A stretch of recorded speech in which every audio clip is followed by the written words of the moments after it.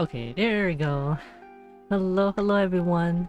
We are gonna be reading. Howdy. Oh, sorry, sorry, Doc. Go ahead. Uh, Wait, did I interrupt you? Because I uh, couldn't tell because I heard you twice. oh, it's okay. It's okay. We have figure size Doc over here on the side. Sorry, I don't have a seat for you, Doc. Unfortunately, you're just kind of on a this table. this is a travesty. I'm gonna riot. I'm gonna have a Yeah. coup. Oh, sorry. Love the background. Oh yeah, yeah, yeah. I think I got it from like Etsy. It's a nice one. Oh, let me change the sound, the music, because as much as I like my just chatting music, we can have rain sounds, Ooh, ambience, yeah. So let me go ahead. I won't be able to hear it, but that Oh, sounds awesome. it's okay. Hopefully it's not too loud. I kind of let me see. Okay, it's okay. Lena, you're not on collab. Yeah, where's Lena to help us read this SCP article? It's a lot of stuff on it. But What think doesn't kill you makes you stronger, Lena. so. We're gonna start off with reading I think two SCPs. I have a couple of stories as well to read, creepypastas. Oh, mommy! Thank you for the head pat. Hopefully the thunder doesn't scare you. But it's SCP 2798. So, would you like to start, Doc? Yes. First, I'd like to say, I too really dig that background. That background is hella Yeah. awesome. And secondly, chat, I'm drinking poisoned water, so if you redeem hydrate doc redeems, I have to drink the It's not poison. poison. It's old. It's It's poisoned day old water. It's going water. to kill me. It It's day. tastes weird. It tastes weird, chat. He didn't even bother to like try to get like new water. Look, I told you they'd do it to Also, me. They'd hello, think it was smallness. funny.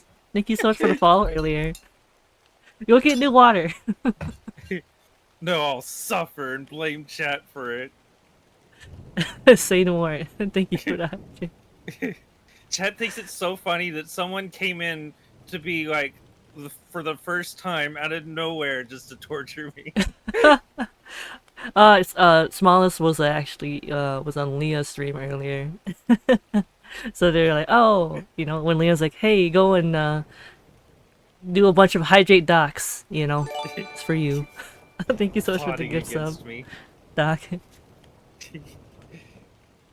I But would be yes. proud for this plot to murder if it wasn't against me. Wait a second. I heard hydrate doc. You can do it again. Nice. Thanks, Mocha. No. We're actually gonna like start reading. It's just gonna be all hydrate doc the whole time. God, I hope so. All right, so you said you wanted me to start? Yeah, yeah. Okay. This is SCP-2798. Object Class Tamiel. The Special Containment Procedures. The site of the Zambezi Super Deep Borehole, designated as Site 2, is owned and operated by Energy Namur NV, a Belgian energy exploration firm and Foundation Front organization. Actually, Misuki, do you have you see how there's an image on the article? Mm-hmm. Do you have the ability to put it on stream in like the upper right Uh, corner so they can see it? yeah. Hold on. Let me just save it real quick, and then let me put it on here. Hold on. Give me just a second. Might have to put it on here. All right. Oh, before I accidentally click out of the whole thing. But go ahead, keep on reading. I'll Okay. eventually figure this out. All operations at Zambezi are to be disguised as natural gas extraction activities to potential observers and the government of Mozambique. While measurement and detection of SCP-2798 is not believed to be possible without proprietary Foundation technology, Site 2 staff are to monitor geological and seismological journals and institutions for any signs of possible SCP-2798 detection. Secondary effects of SCP-2798 on the environment and human health are anomalous and thus unlikely to be linked to Foundation activities. Therefore, information suppression resources are to be prioritized for containing direct observation of SCP-2798.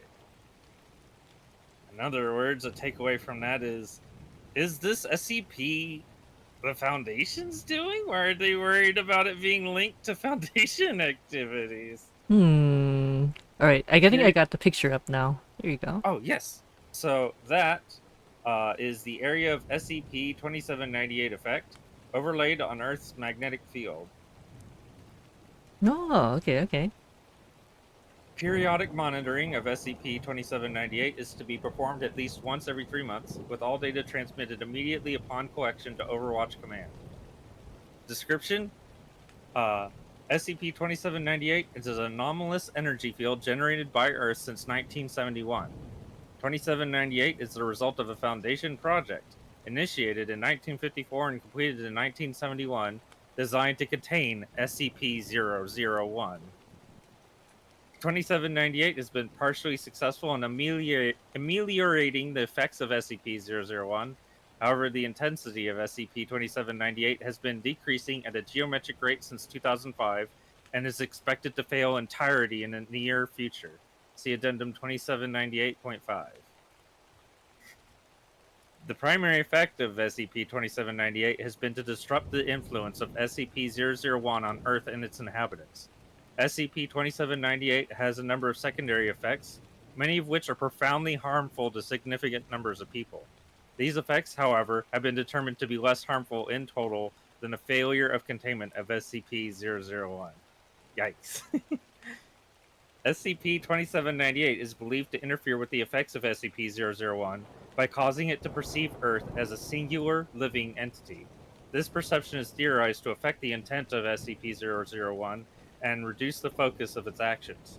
The scientific principles by which this is achieved are unknown at this time. Hmm. There's also a picture of what looks like an offshore oil well. It's captioned as Site 2, the Zambezi Super Deep Borehole, 15 kilometers offshore from Mozambique.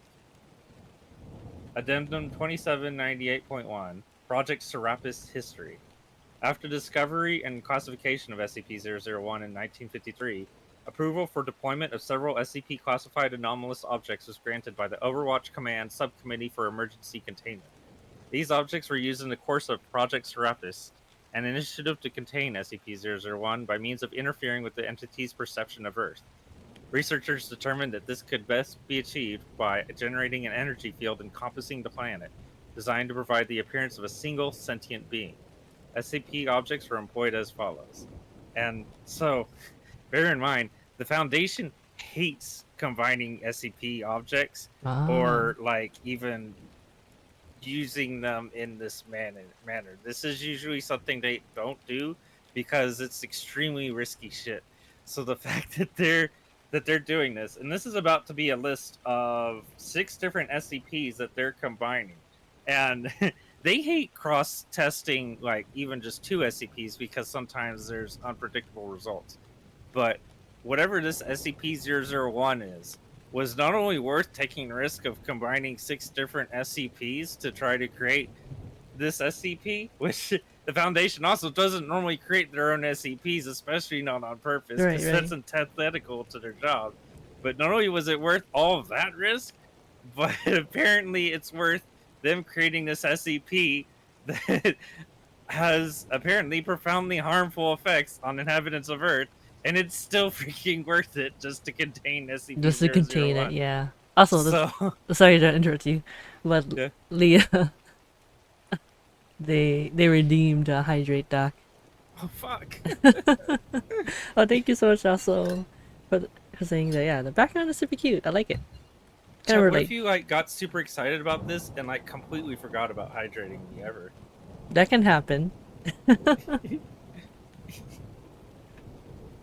Oh, another one. That's already. Damn it. Please, Chad. Did you want me to list the SCPs? Oh, sure. Yeah. Okay, I can read them. So, yes. All right. So the list, right, the list that they have here is SCP-158, approved for use in generating precursor chemicals for eventual refinements into compound Z21 Violet. Initial approval given for production of 10,000 cubic meters of precursor, later increased to 250,000 cubic meters. Then they have the next one, which is SCP-1921, Basis of Design for Equipment Use in Refinement of Compound Z21 Violet, utilizing principles of chemical reactions involving anomalous substances and alteration of cognitive functions over distance and area.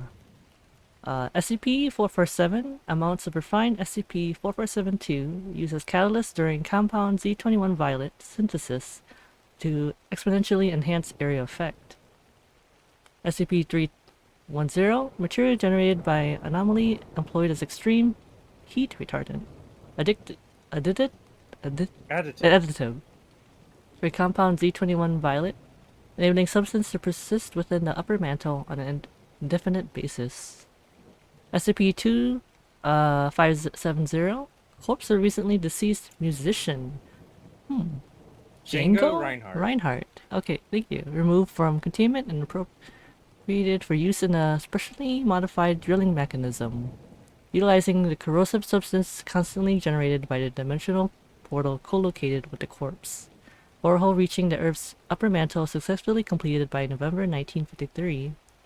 SCP-1714, Advanced Fluid Dynamics Models derived from SCP-1714, applied to injection of compound Z21 Violet into the upper mantle to ensure continuous flow and maximum extent of SCP-2798 energy field. Well, that's a lot. Yeah, so whatever they've done, they've created this compound Z21 Violet, Ah. and done everything they can to make it heat resistant enough to withstand being injected into and circulating all around the Earth's mantle, um, and to make it as clearly as effective as possible. Ah, okay. Also, hello, Lindo. It's okay. No problem. We just kind of started. It's If got nobody's familiar with any of those SCPs Basuki listed, don't worry, you'll get what's going on eventually, even if you don't remember. Because I don't really remember what those SCPs do either. Don't need to know. Precursor generated by SCP-158 was initially sourced from cattle stocks. In the course of development of compound Z21 Violet, however, this source was found to result in insufficient generation of required energy levels during tests. Consequently, an agreement was reached with covert partners within the government of the United Kingdom to provide sources for Precursor concurrent with the aftermath of several military engagements in British Kenya. Details of this agreement remain sealed. That's a fucking yikes. So, they were trying to use cattle for this, but it didn't work. So apparently, they used something from the aftermath of several military engagements with people. Oh, that's great. Which one can only assume what they've taken from that. Approximately 1,400 cubic kilometers of compound Z21 Violet was synthesized using anomalous methods. Using the completed Zambezi super deep borehole off the coast of Mozambique, publicly only stated to reach a depth of 9,322 meters, all stocks of compound Z21 Violet were pumped into Earth's upper mantle. Forces of mantle convection carried a steady stream of the compound throughout the planet, and SCP-2798 was declared operational by early 1954. Addendum 2798.2. Major secondary effects of SCP-2798. The presence of SCP-2798 surrounding Earth has led to many documented anomalous phenomena affecting human society. These effects are to be ameliorated to the maximum extent possible using Foundation resources. However, priority of resource allocation remains focused on research into possible means of extending the duration of SCP-2798. The following are the most prominent and observable secondary effects of SCP-2798. Transcendent Identity Disorder. This mental disorder was discovered by Foundation researchers in the early 1960s. Indistinguishable from scientifically understood dissociative identity disorder from medical professionals outside of the Foundation, transcendent identity disorder is a condition in which an individual periodically shares memories, experiences, thoughts, and sensory input generated by another individual who remains unaware that the sufferer is affected. Incidence rates of this disorder have been proven to track with fluctuations in the intensity of SCP-2798 It is believed to cause the disorder in sensitive individuals due to its large-scale chemical and anomalous effects on the perception of self across multiple types of intelligent entity.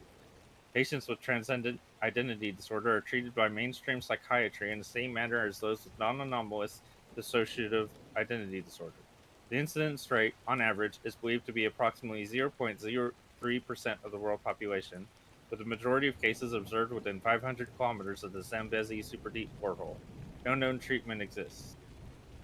0.03% of the world population sounds small, but I don't think that is. Um, Yeah, I was gonna with say it kind of what sounds small. 8 billion. Oh gosh. So 8 billion. So 10% of that is 800 million. So 1% of that is 80 million. 0.1% of that is 8 million. 0.1% of that is 800,000. So 800,000 people times 3. Times three. Yeah. An erosion of belief in organized action is another symptom. Advanced mathematical analysis, ongoing since 1972, suggests that SCP-2798 is responsible for a statistically significant effect on the world population's willingness to participate in large-scale coordinated action. This effect is, thus far, only observable on the level of the nation-state model. Using a variety of criteria, such as voter turnout rates, instability indicators, proportional share of representation in reactionary political parties in world legislatures, and occurrence of violence directed at the state, researchers have established a relationship between these factors and the intensity of SCP's 2798. Temporary increases in the power of 2798 are believed to have influenced the outcome of several parliamentary elections, resulting most notably in a projected 2-seat increase for the Golden Dawn Party in the Greek parliamentary elections of May 2012 and a success of a vote of no confidence against UK Prime Minister James Callaghan in 1979. While researchers have projected the reduction of this effect as a possible mitigating factor in the eventual failure of 2798, this particular influence appears to have permanently affected political landscapes worldwide since the early 2010s, and thus no increase in social stability may be expected from the cessation of this containment measure. And that's pretty big.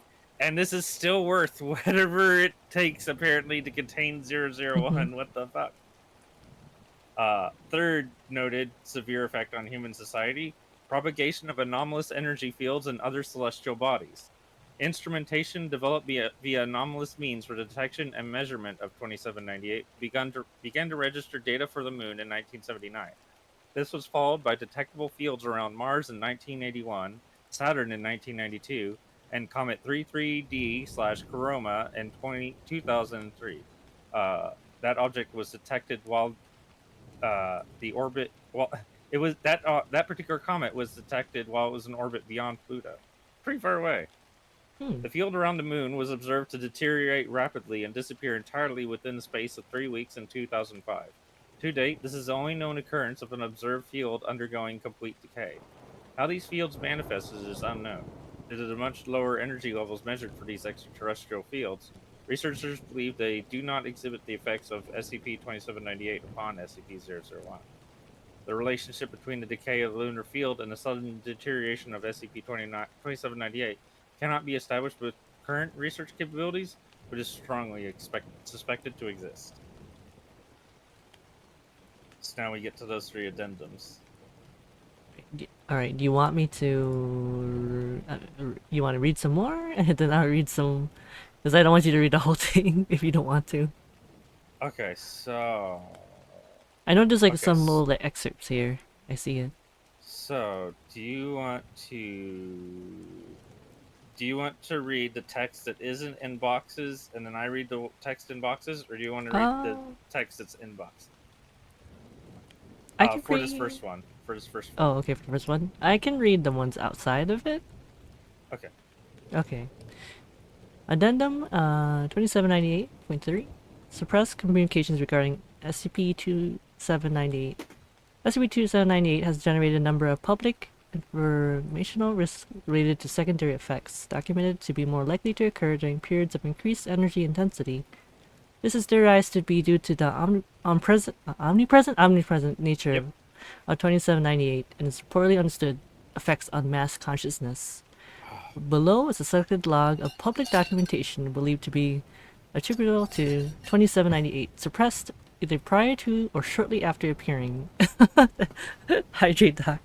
I Thanks for saw the it. head pat, Leah. Item 2798. UPI wire service article. Comments. Documented concurrently with heightened measurable energy levels occurring 70 kilometers over the vicinity of Ontario, Canada. Authorities detain Ontario man found in hole. Kitchener, Ontario, August 30th, UPI.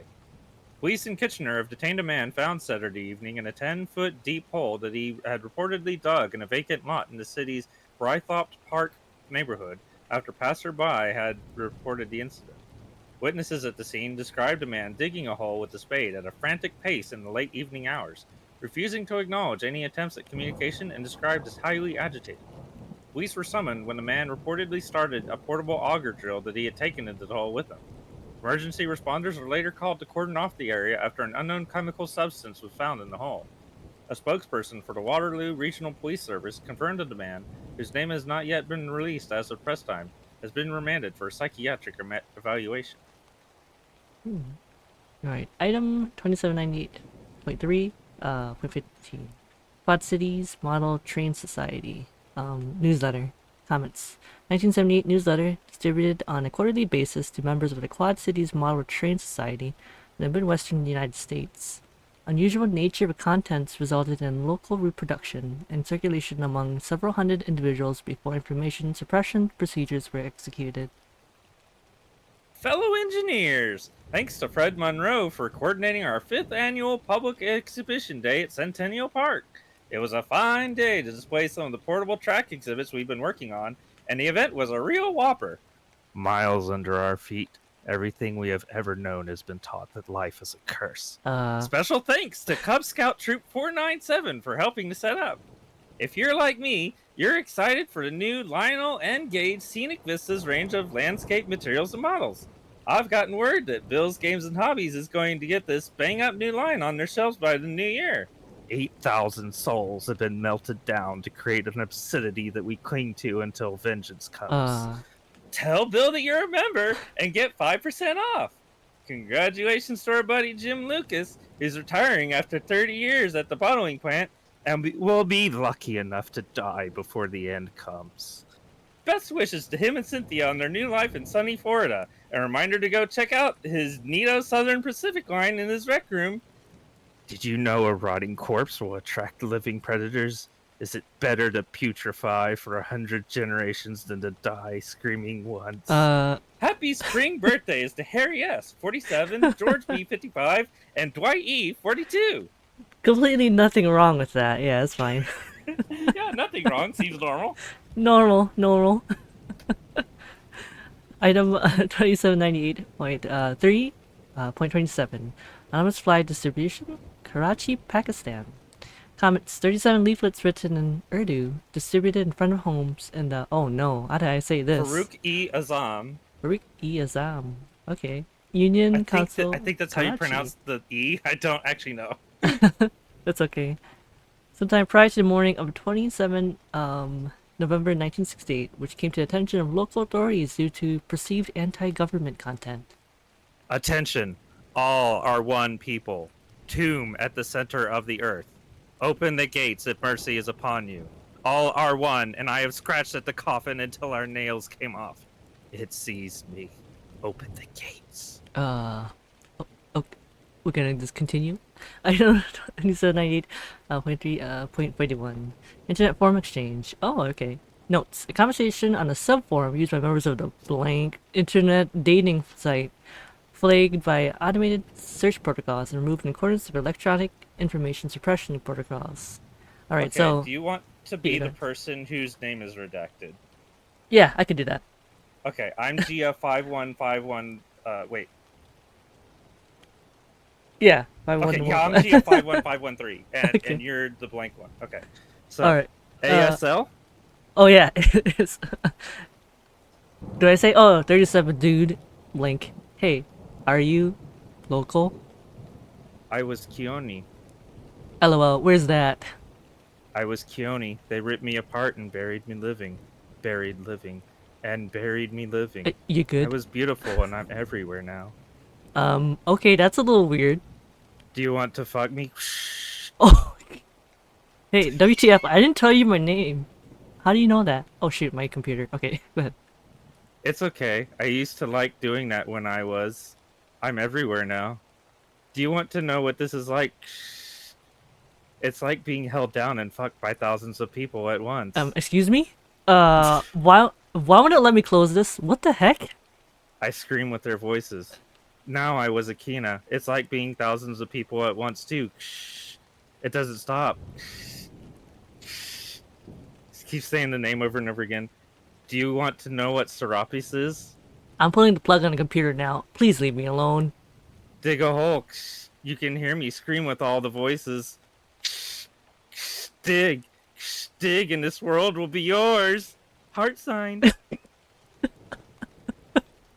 That's terrifying. The last one, heart sign. So it's pretty clear at this point that cattle were not enough.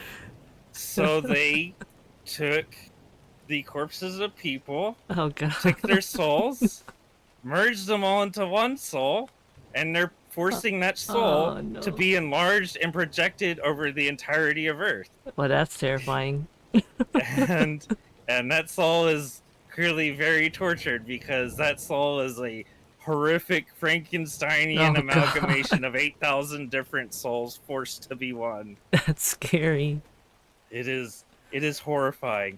And this is fucking worth containing 001. What the fuck is 001?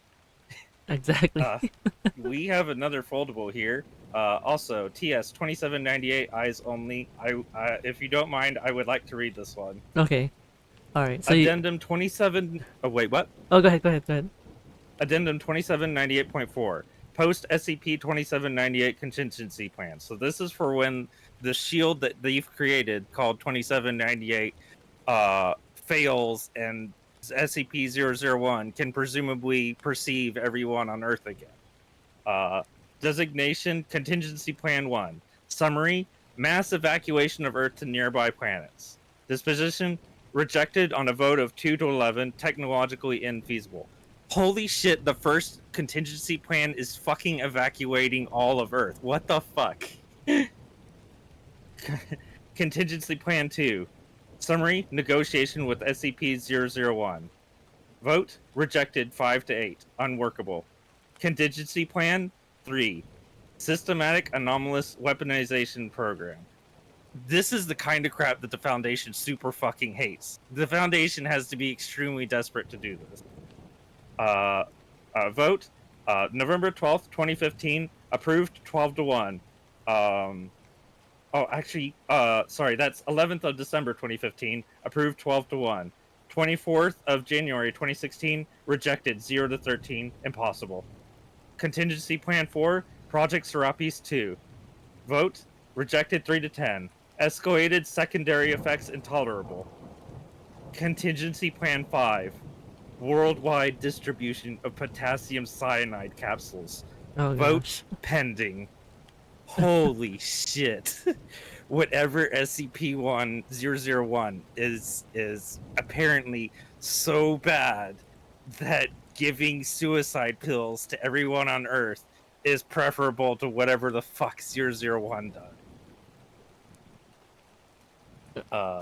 The next foldable is also very short. Addendum 2798.5. Projected cessation of SCP-2798.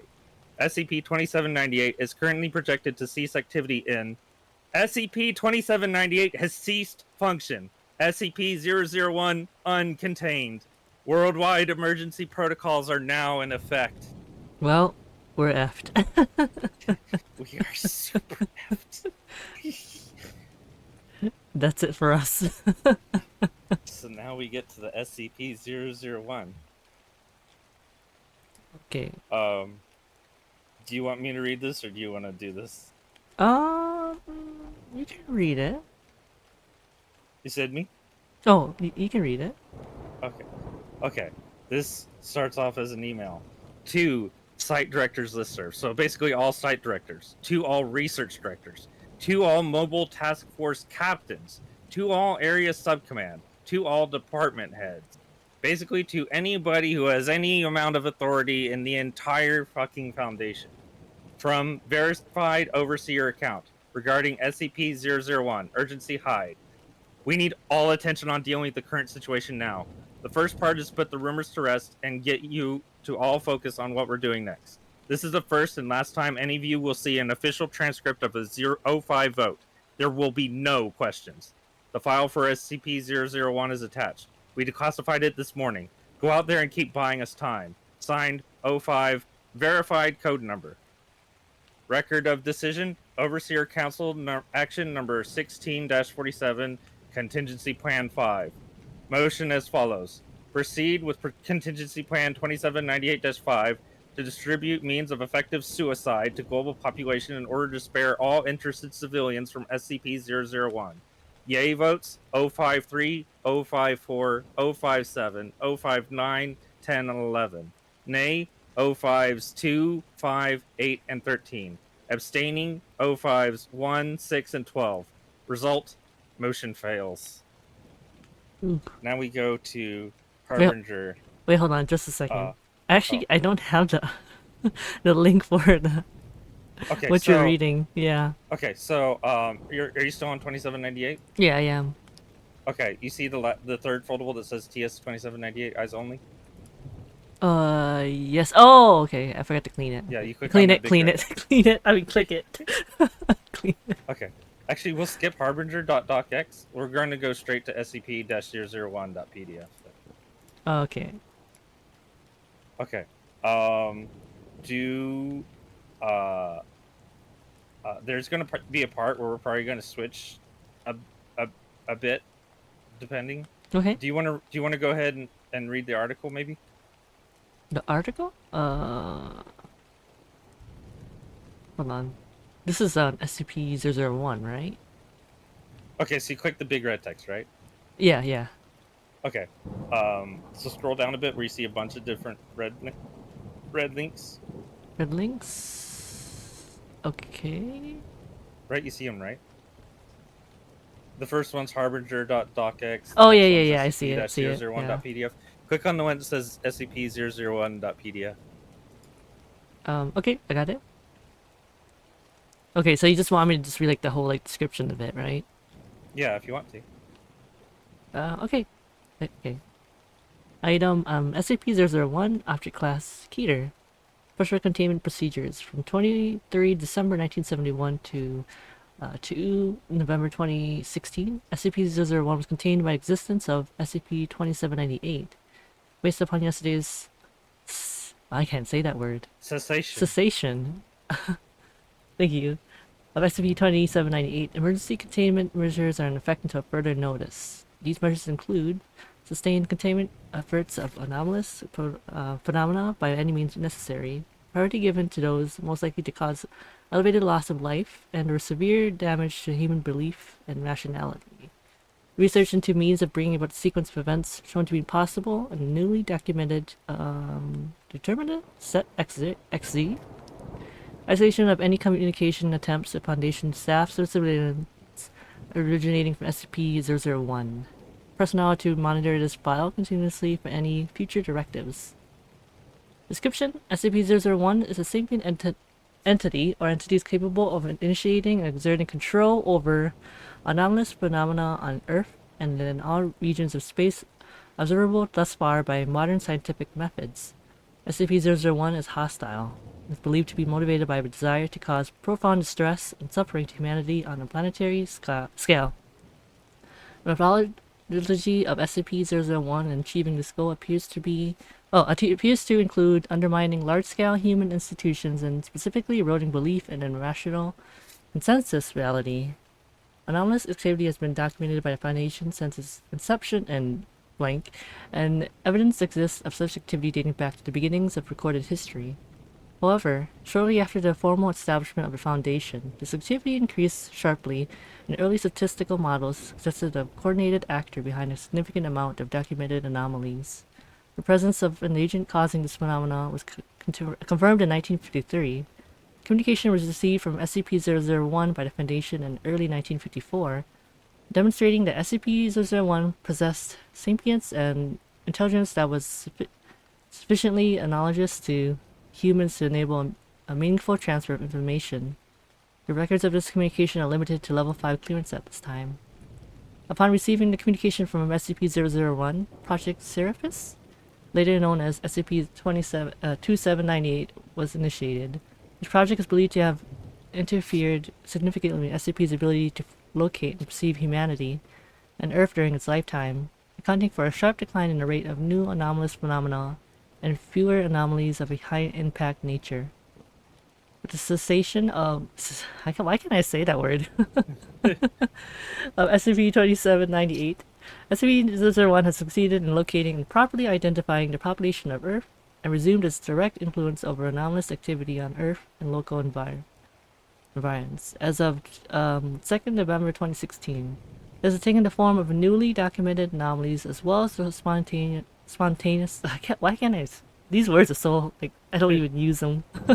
Disappearance and reappearance outside the Foundation custody of previously contained phenomena, and new iterations have altered to apparently cause greater amounts of difficulty in containment, and heightened psychological impact upon Foundation personnel and civilians. Developing this listing of altered phenomena with existing SCP destinations is attached to this file. S words getting ya? Yeah. Too many S. The precise nature of SCP-001 itself is unknown at this time. Available sources of information suggest that SCP-001 is alive, occupies a plane of existence either similar or identical to that observable by humanity, displays a form of intelligence organically similar to that of humans or adapted to be such, and possesses an intimate understanding of human psychology. The purpose behind SCP-001's hold on, it's a lot of words. Manipulation of local reality is not discernible with current information. No means are now known of interfering directly with SCP-001. Alright. Okay. So then there's Addendum 001.1 situational updates. I'm going to... Do you mind if I'm going to read probably most of these, but some It's of them okay. I'll pick out for you to read. Just to have different voices for these, because these are all people that have edited the SCP-001 file to try to keep people updated. So, starting with... God Wait, hold damn on. it. Thanks, Starting with Ione. Hydrating Doc. Also, welcome. Starting with 2nd of November 2016 at 23:14 6 seconds GMT. A lot of databases are compromised. Apollo 62 hosts 001 and will probably be the last to go down in the event of a total collapse. Apollo 62 being a server. Use this space to back up any bulletins you've been sending out.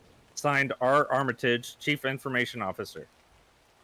23:55:54 GMT.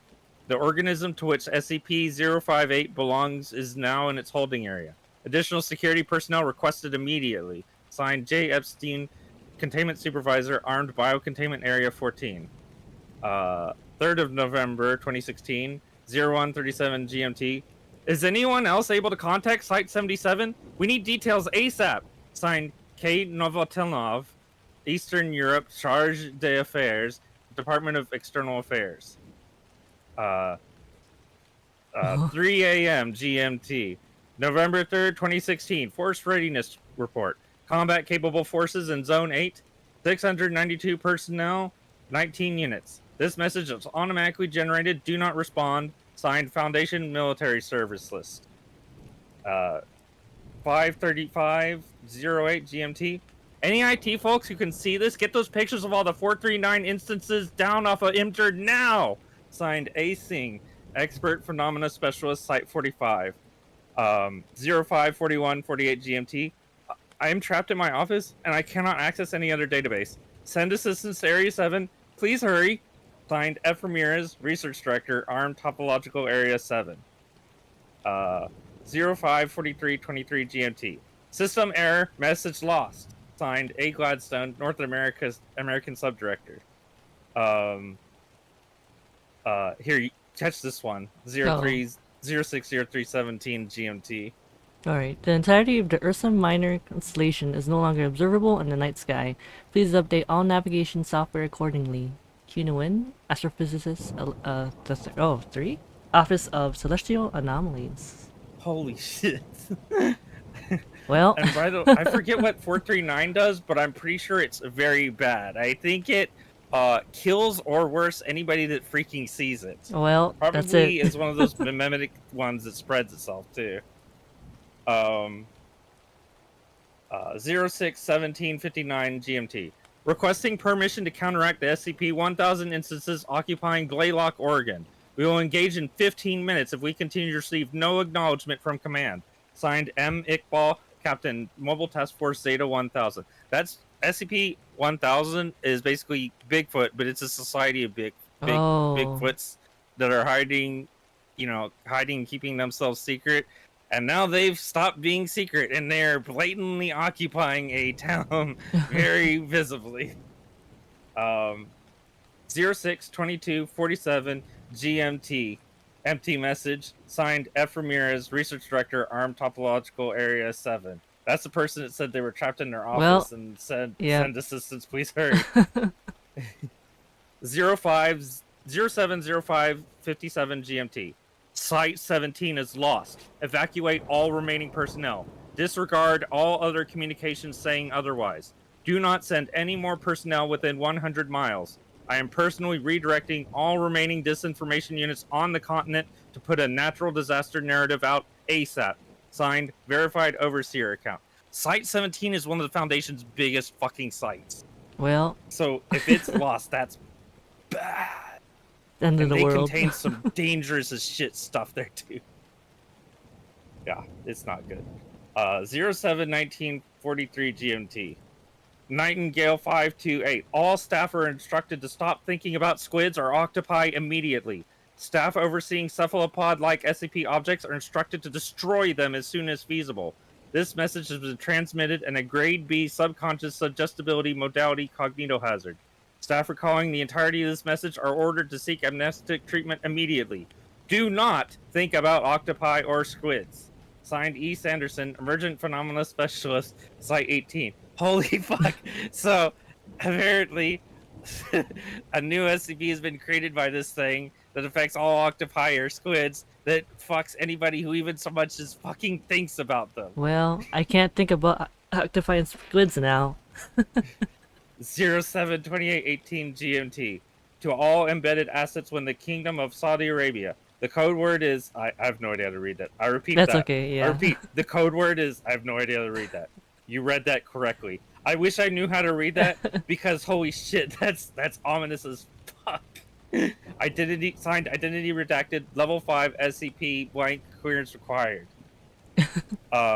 074101 GMT. Do not abandon Site 17. I remind you that the punishment for desertion is summary execution. Signed, Verified Overseer account. Holy shit. Do you want to get that next one? 080227 GMT? Yeah, sure. Distress signal received. Unable to respond. Sorry. T. Engstrom? Antarctic Regional Emergency Response Coordinator. Yeah, you can catch. You can Oh, catch you want me to do the too. next one? Okay. Next two. Okay. 08150 GMT. Okay, this is an automated message. The communications network for Site 23 is non-operational at this time. The likely cause is fire, explosion, or other. You'll be notified when the network is back in working order. Please do not respond. Foundation's announcement service. And then at 083114 GMT, please sign up by today for the Site 81 holiday potluck. No paper plates or cups, please. Chow, Remote Site 81 Human Resource Director. I love it. 084733 GMT. Town of Blaylock is back under control. Massive casualties. Need medevac and a disinformation team ASAP. Signed, M. Iqbal, Captain, Mobile Task Force Zeta 1000. 085512 GMT. Times of India website has been taken down. Checking to see if other news outlets need to be taken offline. Stand by. Signed, N. Chaudhry, Western Asia Subdirector. 091149 GMT. False alarm. No need for further action. Everything is fine. I don't think so. Signed, F. Ramirez, Research Director, Armed Topological Area 7. 092409 GMT. We're activating the failsafe now. People have done all they can. Keep on fighting, everyone. Signed, W. Hermanson, Security Director, Armed Site 12. 0938. Oh, do you want to get that one? Okay, sure. 093822 GMT. Cancel order for the replacement Suzuki GSX R1000 chain. Found one at the local motorcycle shop. Bike works fine. A. Rojas, Captain, Mobile Task Force B9. 095102 GMT. All personnel are at Site 35 are instructed to stay away from maximum security morgue 3A until containment specialists have finished constructing the barrier. Damn. H. Casimir, Director, Site 35. So it sounds like they've got a zombie outbreak now. Well, 100257 GMT.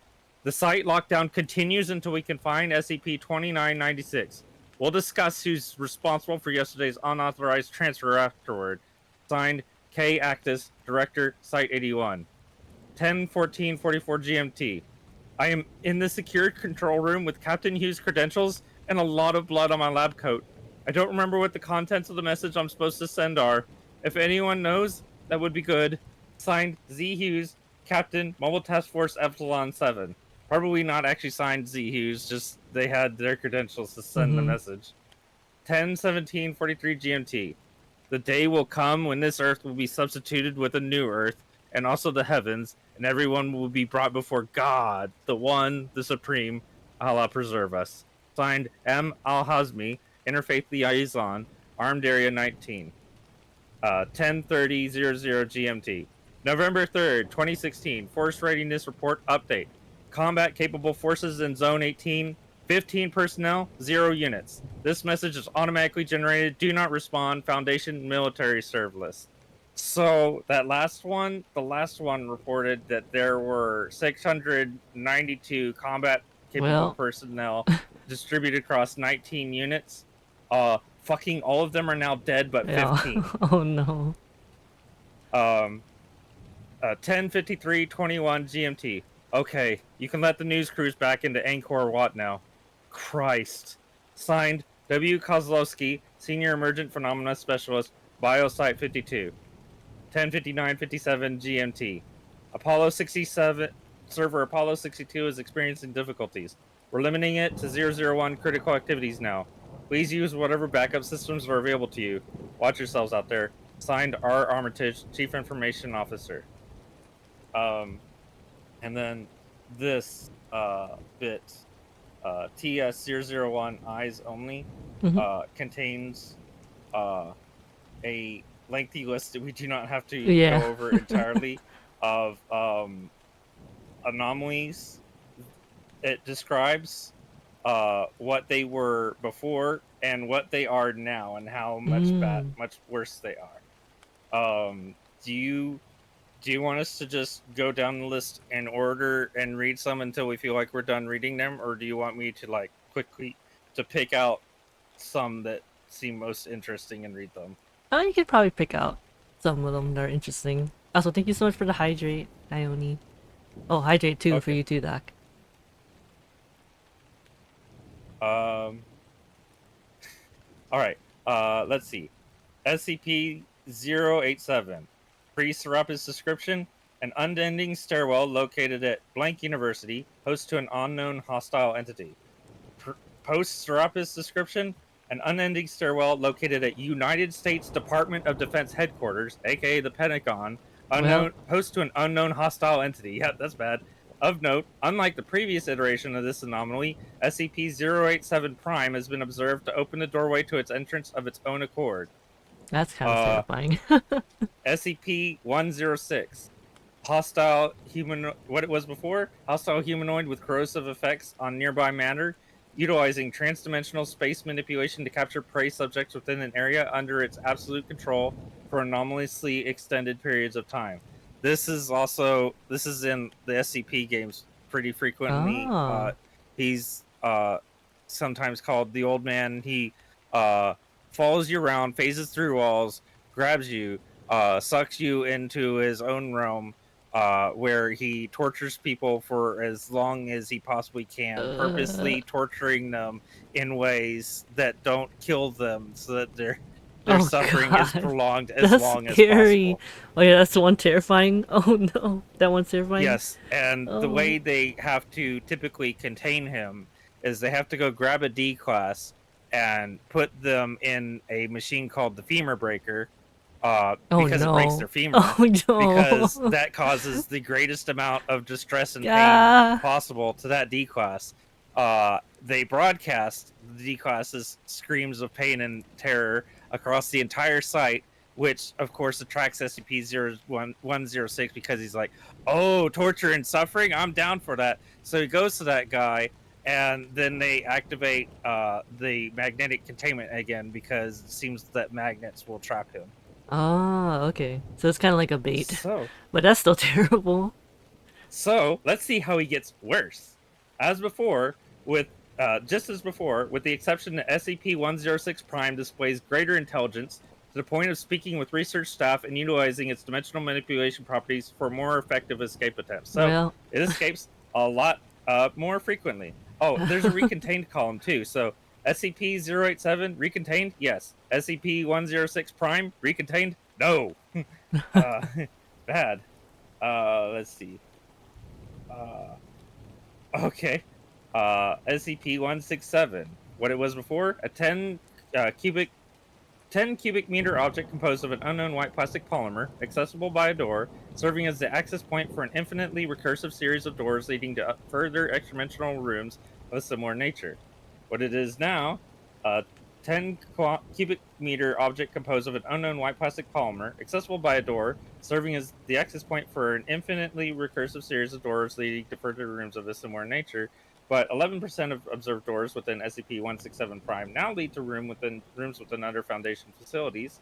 7% of absorbed doors within SCP-167 Prime now lead to the Russian Federation's still classified something something space station. 17% of observed doors now lead to rooms containing automated constructs of various models and types designed to forcibly harvest human brain tissue. that's great. That's Yeah. great.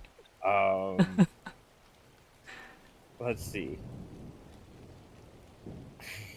22, 222, a tunnel complex in Italian Dolomite Mountains containing a stone coffin capable of producing biological copies of living human subjects placed inside. Clones suffer from global retrograde amnesia.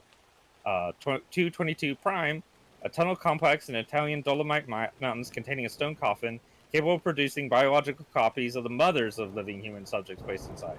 Clones retain full memories of the original humans they are based upon, and in cases where the original subject is deceased, memories of post-mortem experiences, data expunged. Let's see. Oh god, oh god. SCP-332, group of anomalous humanoids presenting as a high school marching band. Oh no. Cognito-hazardous effects on human observers contained at the former Kirk Lawnwood High School located in blank blank. 332 Prime, group of anomalous humanoids presenting as a high school marching band, with the same cognito-hazardous effects on human observers, manifesting briefly and repeating at locations commonly associated with American high school marching band field trips, such as Walt Disney World, Oh the no. Rose Bowl Outdoor Stadium, and Tropicana Field in St. Petersburg, Florida, not contained. That's a lot of people that are being affected by that shit.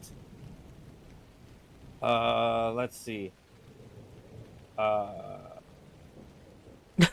Sorry, I just look at the I look at the SCP-426. uh, oh yeah, SCP-426. I'm an electric toaster appliance that causes documentation about me and attempts to describe me to be in the first person. I cause subjects exposed to me for extended periods to identify themselves as a toaster and attempt to mimic my functions as such. SCP-426 Prime, you are a toaster. Oh no. Also, look, uh, hydrate, hydrate. That's a good okay. one. SCP-583, anomalous video recording of an unknown performance of Sesame Street Live that causes viewers to perceive all fictional characters in any narrative they read, listen to, or see to die by asphyxiation. 583 Prime, anomalous video recording of an unknown performance of Sesame Street Live that causes viewers to perceive all fictional characters, any narrative they read, listen to, or see to die by asphyxiation. After relating a short mini narrative of the next 5 minutes, there will be experienced by the viewer. Item reclassified to Keter.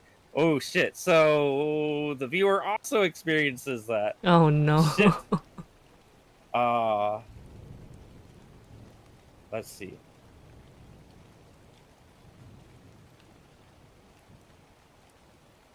Oh my god.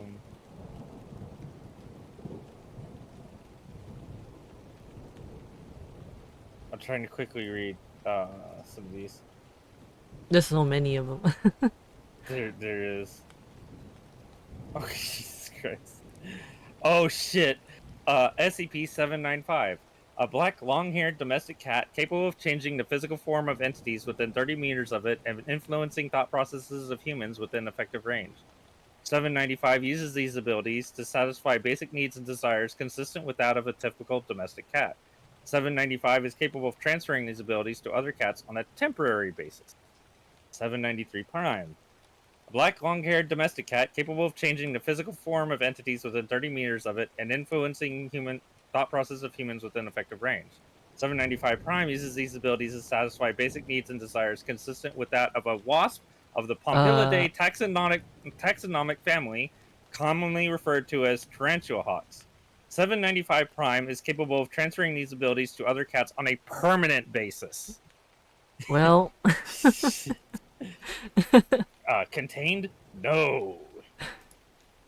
not contained.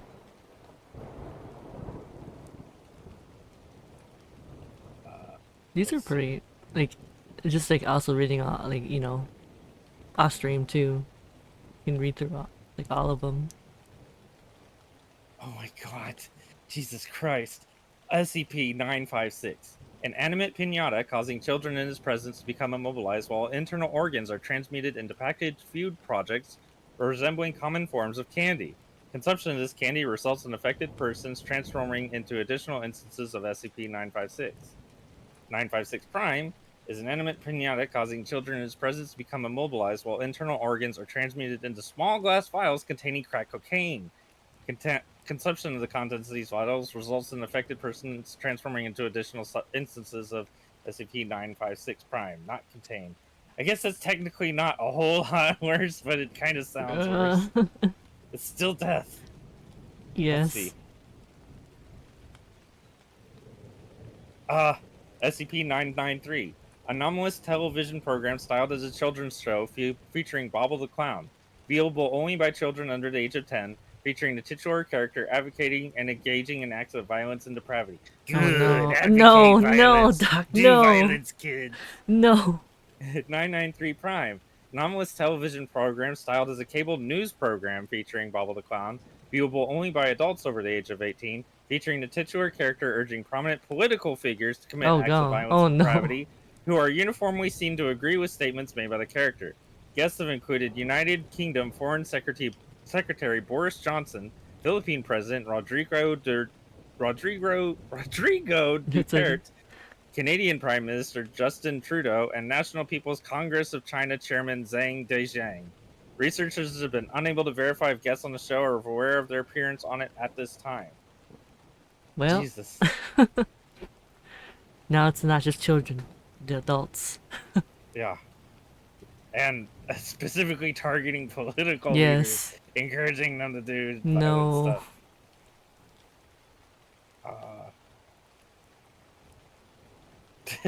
SCP-1165, a randomly accessible, uninhabited, extra-dimensional urban space with no observable boundaries.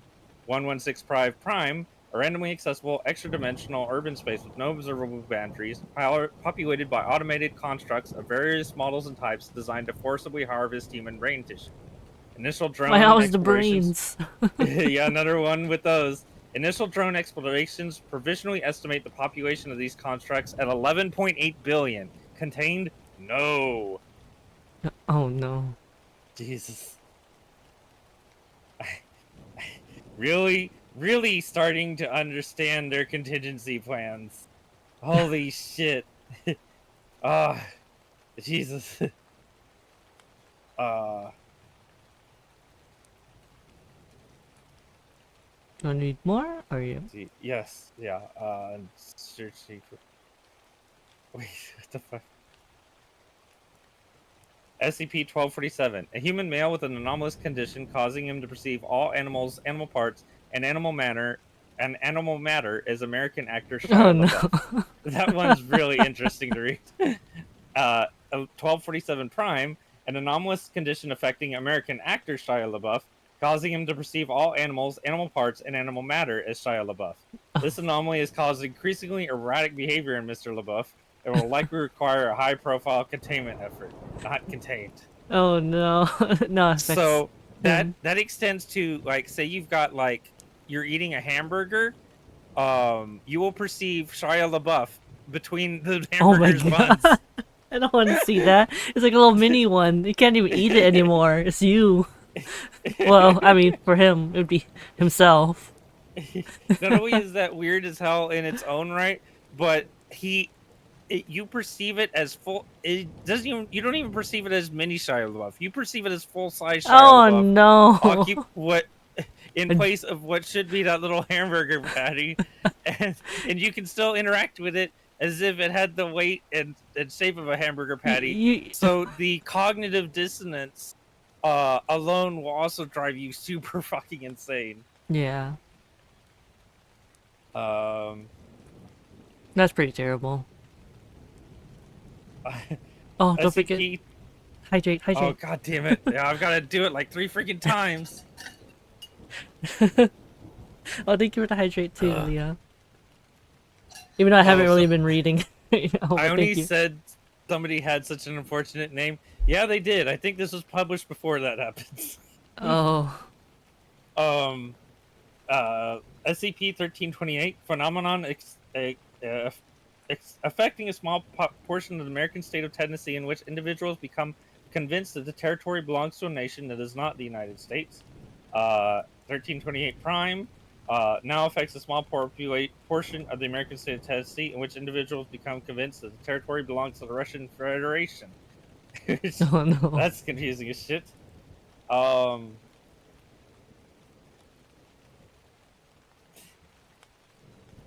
Wait, what the fuck? Hold on, this one, SCP-1440, anomalous humanoid that unwillingly causes widespread death and destruction to befall any human populations it encounters.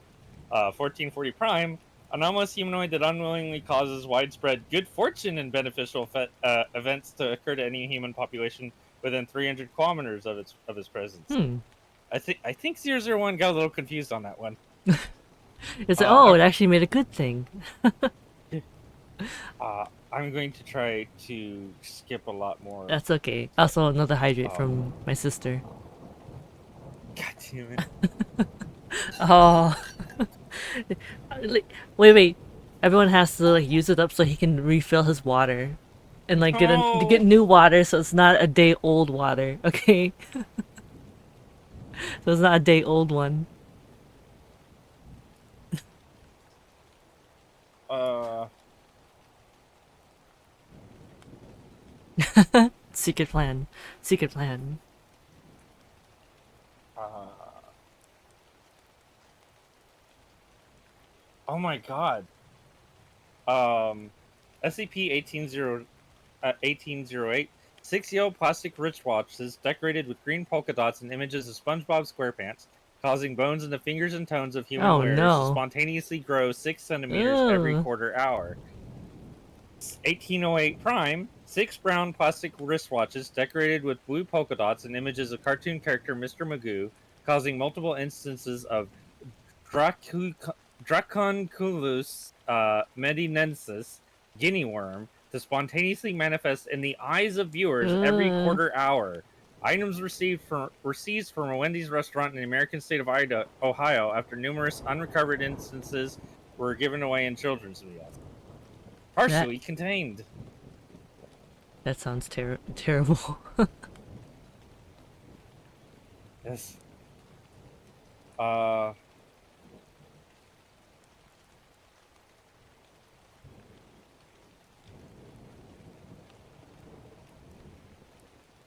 Uh. uh, Um. SCP-2148, a humanoid identifying as Mr. Stripes, one of a series of artificially constructed humanoids, colloquially known as Little Misters, capable of affecting documentation about subjects and persons it commits to virtual memory. Uh, SCP-2148 Prime, a big red redacted blob, not contained. Ominous as shit. Don't know what it is. We don't know what it is. Um, Another one. yes. SCP-2222, an airlock within the blank space station, subject to anomalous influence by outside entities, which employ the space to subject living organisms to organic and structural aversion. Uh, 1 second while I look up the word aversion. A big This is red going to be bad, by the redacted way. blob. It's a fire truck. It's a fire truck. Aversion is the act of turning inside out. Oof. 2222 Prime, a broom closet within the first floor daycare facility in the Ministry of Health building in Buenos Aires, Argentina, subject to anomalous influence by outside entities, which employ the space to subject living organisms to organic and structural aversion. Jesus.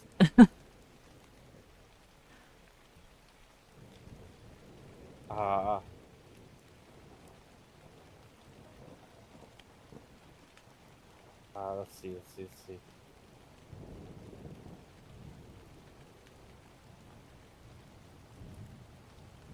I wouldn't be What the fuck? surprised if it would be an SCP about a fire truck. Oh, I think there is. It probably is. You can pick like whatever like mundane like object and become something terrifying. Oh no. This one will explain the octopi and squids. SCP-2494, a phenomenon whereby animals manifest human hands integrated into their anatomy. To date, all affected instances have been vertebrates. The source and mechanisms of SCP-2494 are currently unknown, but the phenomenon has so far been centralized to the vicinity of the River Tweed along the Scottish-English border. 2494 Prime, a phenomenon whereby animals manifest human hands integrated into their anatomy. To date, all affected instances have been cephalopods.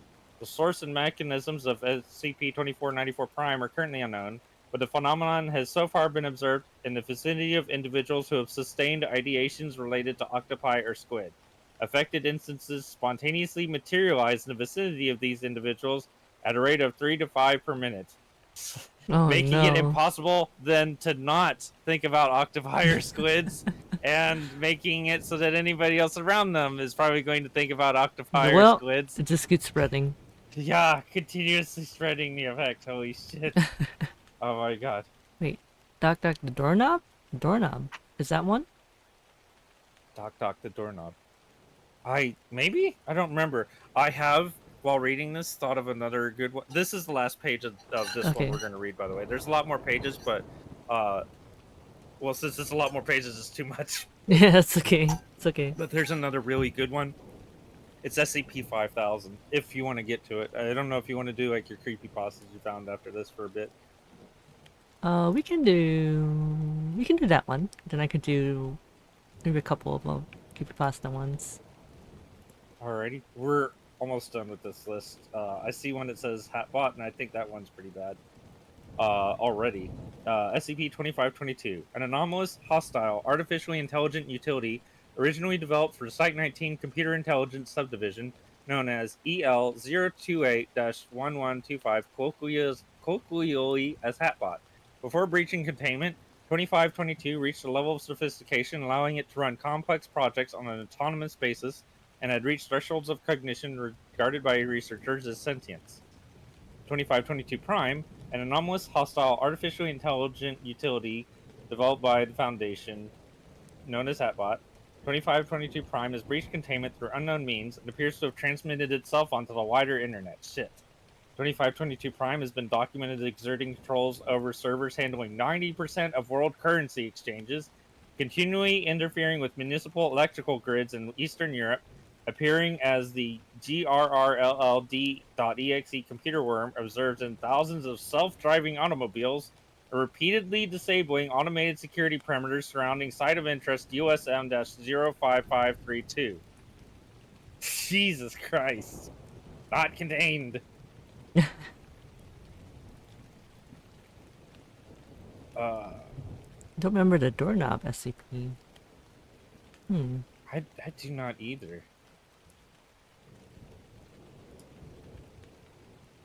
SCP-2718. Database error. No entry present. SCP-2718 Prime. Database error. Entry present. Not contained. What the fuck? Oh, oh, thank you so much for the raid, Koofy. Welcome, welcome, raiders.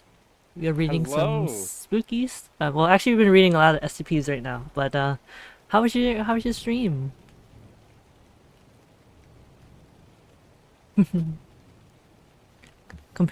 Companions. Oh, that's so cute. I like that. That's good. What'd you do? Played a spooky game. Oh, what spooky game did you play? Oh, Fears to Fathom. Those are good. Those are good. 2966 is a funny one. Oh, There are some funny ones. I'm not familiar with that one just by its number, but there are definitely some funny ones. There's also some really sweet ones. They're like, "Oh, that's so sweet." There's a couple of them made me cry. oh, Ooh, is 2966 Moon Champion? I fucking love Moon Champion. He's awesome. Um, by the way, Raiders, so I think that's the SCP number that we were reading that starts this. We're almost finished with it, and then we're going to read SCP 5000. Uh I will double check the number we were reading, but y'all should, if that's the one that we started on, you should look that up and bookmark it, because it is one of the most horrifying reads. I think one of the most uh, what the fuck scary reads you will get, because you will start with that one, you go to an SCP-001 entry, and it keeps going to yeah. hell. And it just is like everything just get worse. Like happens. To be honest, I'd say it's even spookier than When Day Breaks. Ah, yeah, yeah. SCP. Infinite toilet paper. That sounds interesting. There's just a few more, I think, here that Okay. are worth reading here. SCP-2762, a carved stone on the surface of the moon, designed to cause stone snake constructs to attack the current president of the United States during every full moon at solar midnight. SCP-2762 Prime, a carved stone on the surface of the moon, designed to enable the current president of the United States to summon and control large stone constructs during every full moon commencing at solar midnight. What the hell?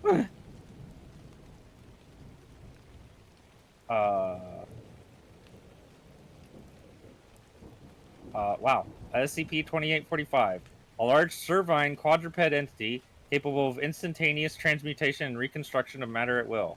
2845 has demonstrated a tendency to modify humans within its range of sight into hexagonal columns measuring 2.4 meters in height, with rubbery yellow-green skin, filled with reconstituted brain tissue and capable of communication with 2845. Nature of 2845 has necessitated extensive and regular ritualistic practices. 2845 Prime, all contact with Site 100 and its personnel has been lost. No means of travel to or observation of Site 100 are currently possible. Status of 2845 Prime is currently unknown. Well, Shit.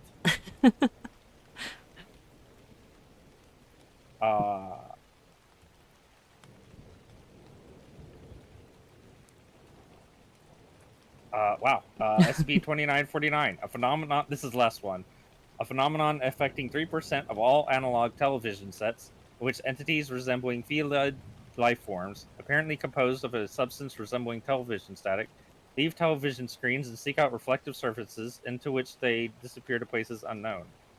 2949 Prime, a phenomenon affecting 17% of all plasma display televisions, in which entities resembling simicid life forms, apparently composed of a substance resembling television static, leave television screens and seek out nearby bedding materials. Entities generated by SCP-2949 Prime behave in a manner consistent with other simicid life forms. That's what is simicid? I don't know.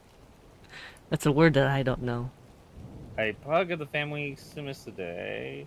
Small parasitic bugs that feed exclusively on the blood of warm-blooded animals. Ugh. Oh, they're And like, those are wait, just crawling out of a lot of plasma screen TVs. and going Great. into your bed. Bedding Yeah, and going material. into your bed. Like bed bugs. Yeah. What the fuck? Gross.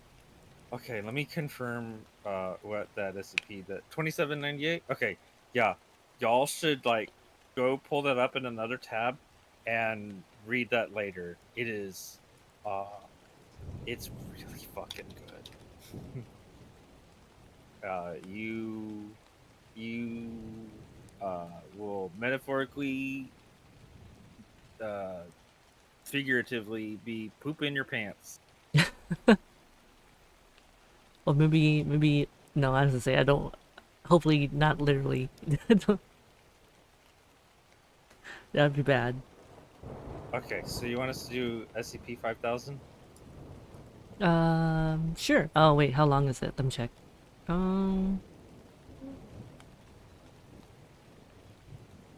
we don't have to do all of it. We're gonna look We now? don't have to. Think We sure. could do like half of it if you want to give people a taste of how good it is. Um and if we do half of it, that will get us past the point that I think is very chilling. Okay, okay, we can do that. Also, it's okay, Leah. Yes, it's very Okay. interesting. Oh, also, thank you for the head pat. And don't forget to hydrate, Okay, yeah. another one. Actually, it's two of them. Wait, is it two? Yeah, two.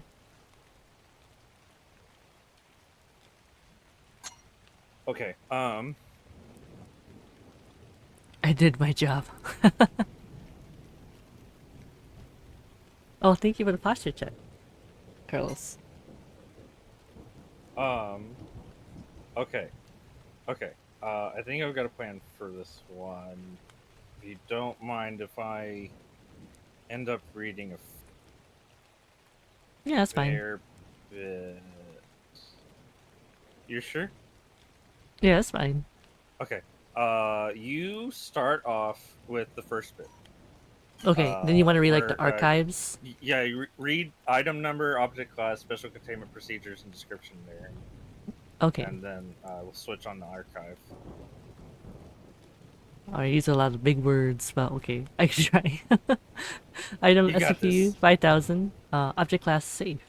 Special containment procedures. SCP-5000 is to be kept in a deactivated state within a standard storage unit located at Site-22. All files and intelligence retrieved from SCP-5000 are to be stored on a secure server, with backups available upon request from the archival department. Description: 5000 is a non-functional mechanical suit identified within its internal schematics as an absolute exclusion harness designed by the SCP Foundation. Although 5000 is believed to have once possessed a number of anomalous functions intended to protect and benefit its occupant, damage inflicted to it in the past means that it's currently only capable of basic file storage. For a record of files contained within 5000 upon recovery, see Archive 5001. 5000 first appeared in a flash of light within SCP-579's containment chamber at Site 62C on December 4th, 2020, containing a corpse genetically identical to Foundation employee Pietro Wilson. Pietro Wilson is currently employed at, what is this? Exclusionary Exclusionary Site 6? and And... nestic, Oh, Nestic Therapy. Let's confirm that as he... in it's the opposite of amnestic, where that it's a drug that makes you forget. It's a drug that makes you remember. Oh, okay. Let's confirm that he has no knowledge of 5000s or memories concerning the events detailed within its archives. Alright, now we're going to Archive 5001. Journal entry 0001-1. My name is Pietro Wilson. I don't know what's happening. I think I might be the only one left. The date is 0201-2020. Sorry, thought transcription is tricky. Sorry, I'm not yet used to this yet. The date is 0201-2020. I've just I've just escaped from exclusionary site 06. I think I'm not certain, but I think everyone else is dead. Those guys, they were thorough. If I hadn't got to the suit, I'd be Oh god. Journal entry 0001-2. I need to get myself together or this thing isn't going to be legible at all. Most likely they're going to want some kind of record of this whole incident for posterity. I'm currently on my way to the nearest Foundation installation, a small safe house for agents making their way through this part of the country. Most likely there won't be anyone there, but I should be able to get into contact with my superiors and find out what exactly is going on. Things started around 6, maybe 7 hours ago. A group identifying themselves as Mobile Task Force Zeta 19, Lonely Only, Insurgent Infiltrators maybe, entered the site. They had proper identification and everything, and gathered everyone into the canteen. Then they started the shooting. Jesus, I can still taste the blood. I can't get that awful metal taste off my tongue. It's a miracle I didn't get hit or trampled on. The way people were climbing over each other to get out of there. If I hadn't gotten to the exclusion harness, I'd be dead. No doubt about it. Like I said, they were thorough. I'm a technician for the power grid on ES-06, so I don't fully get how this thing works, but I understand the basics. This perception filter thing doesn't mean people can't see me, but it does mean they can't recognize the fact that they can see me, which I guess is the same thing when you get down to it. But those infiltrators, they didn't even take anything. Didn't even try to. I watched after I got into this thing. I was too scared, such a fucking coward, to make a run for it. They just checked the bodies and left. An extra bullet for every head. They were just there to kill us. Journal entry 0001-3. Finally made it to the safe house after hours and hours of trudging through this goddamn desert. Heard a few explosions in the distance. Maybe the Foundation sent an MTF to engage those infiltrators before they got away? Hope so.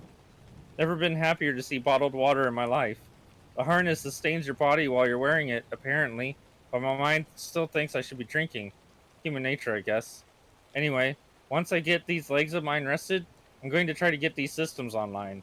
I need to get in touch with the Foundation and find out exactly what is going on. Journal entry 0001-4. Holy shit. Downloaded file 0001-1. Context: they sent this to every government, news organization, and anomalous agency on the planet. Fuck me. The following is a message composed via consensus of the O5 Council. For those who are not currently aware of our existence, we represent the organization known as the SCP Foundation. Our previous mission centered around the containment and study of anomalous objects, entities, and other assorted phenomena. This mission was the focus of our organization for more than 100 years. Due to circumstances outside of our control, this directive has now changed. Our new mission will be the extermination of the human race. There will be no further communication. Holy shit. What the fuck? Composed file 0001. Immediately following the release of their worldwide announcement, the Foundation began their assault on mankind. The response to anomalies the Foundation let loose was as quick as it could have been, but the damage is being done. It's hard to tell what exactly is going on, but for my position here, accessing the Foundation network and keeping track of the news, I've managed to grasp a level. I'm going to get everything I know down, so that when this is over, if anyone's still alive, they'll know what happened to us. And then this table, either you or I can read it. It's in the voice of Pietro Wilson, but if you want to read it, you can. Oh shoot, I think I have too many tabs open. My thing is like, okay, hold on, which one am I reading? Sorry. This table here, it lists 5 SCPs. It's in Pietro Wilson's voice, but if you want to Oh, read it, you okay, can. okay. So, relevant anomaly, SCP-096. Action taken by the Foundation. Am I reading the right one? Okay. Images of SCP-096 face circulated on social media platforms. The afterward already reached the hundreds before the images were taken down. For all I know, that thing is still going. So that's the one. It's also commonly in SCP games. Anybody that sees its face, it will stop at nothing, charging at them, running incredibly quick. Oh god. No way to stop it. It will kill anybody who's seen its face in the order in which they've seen its face. which is a real problem when it runs through like population centers and a bunch of people see its face as it's running around trying to kill everybody that's seen its face. Oh no.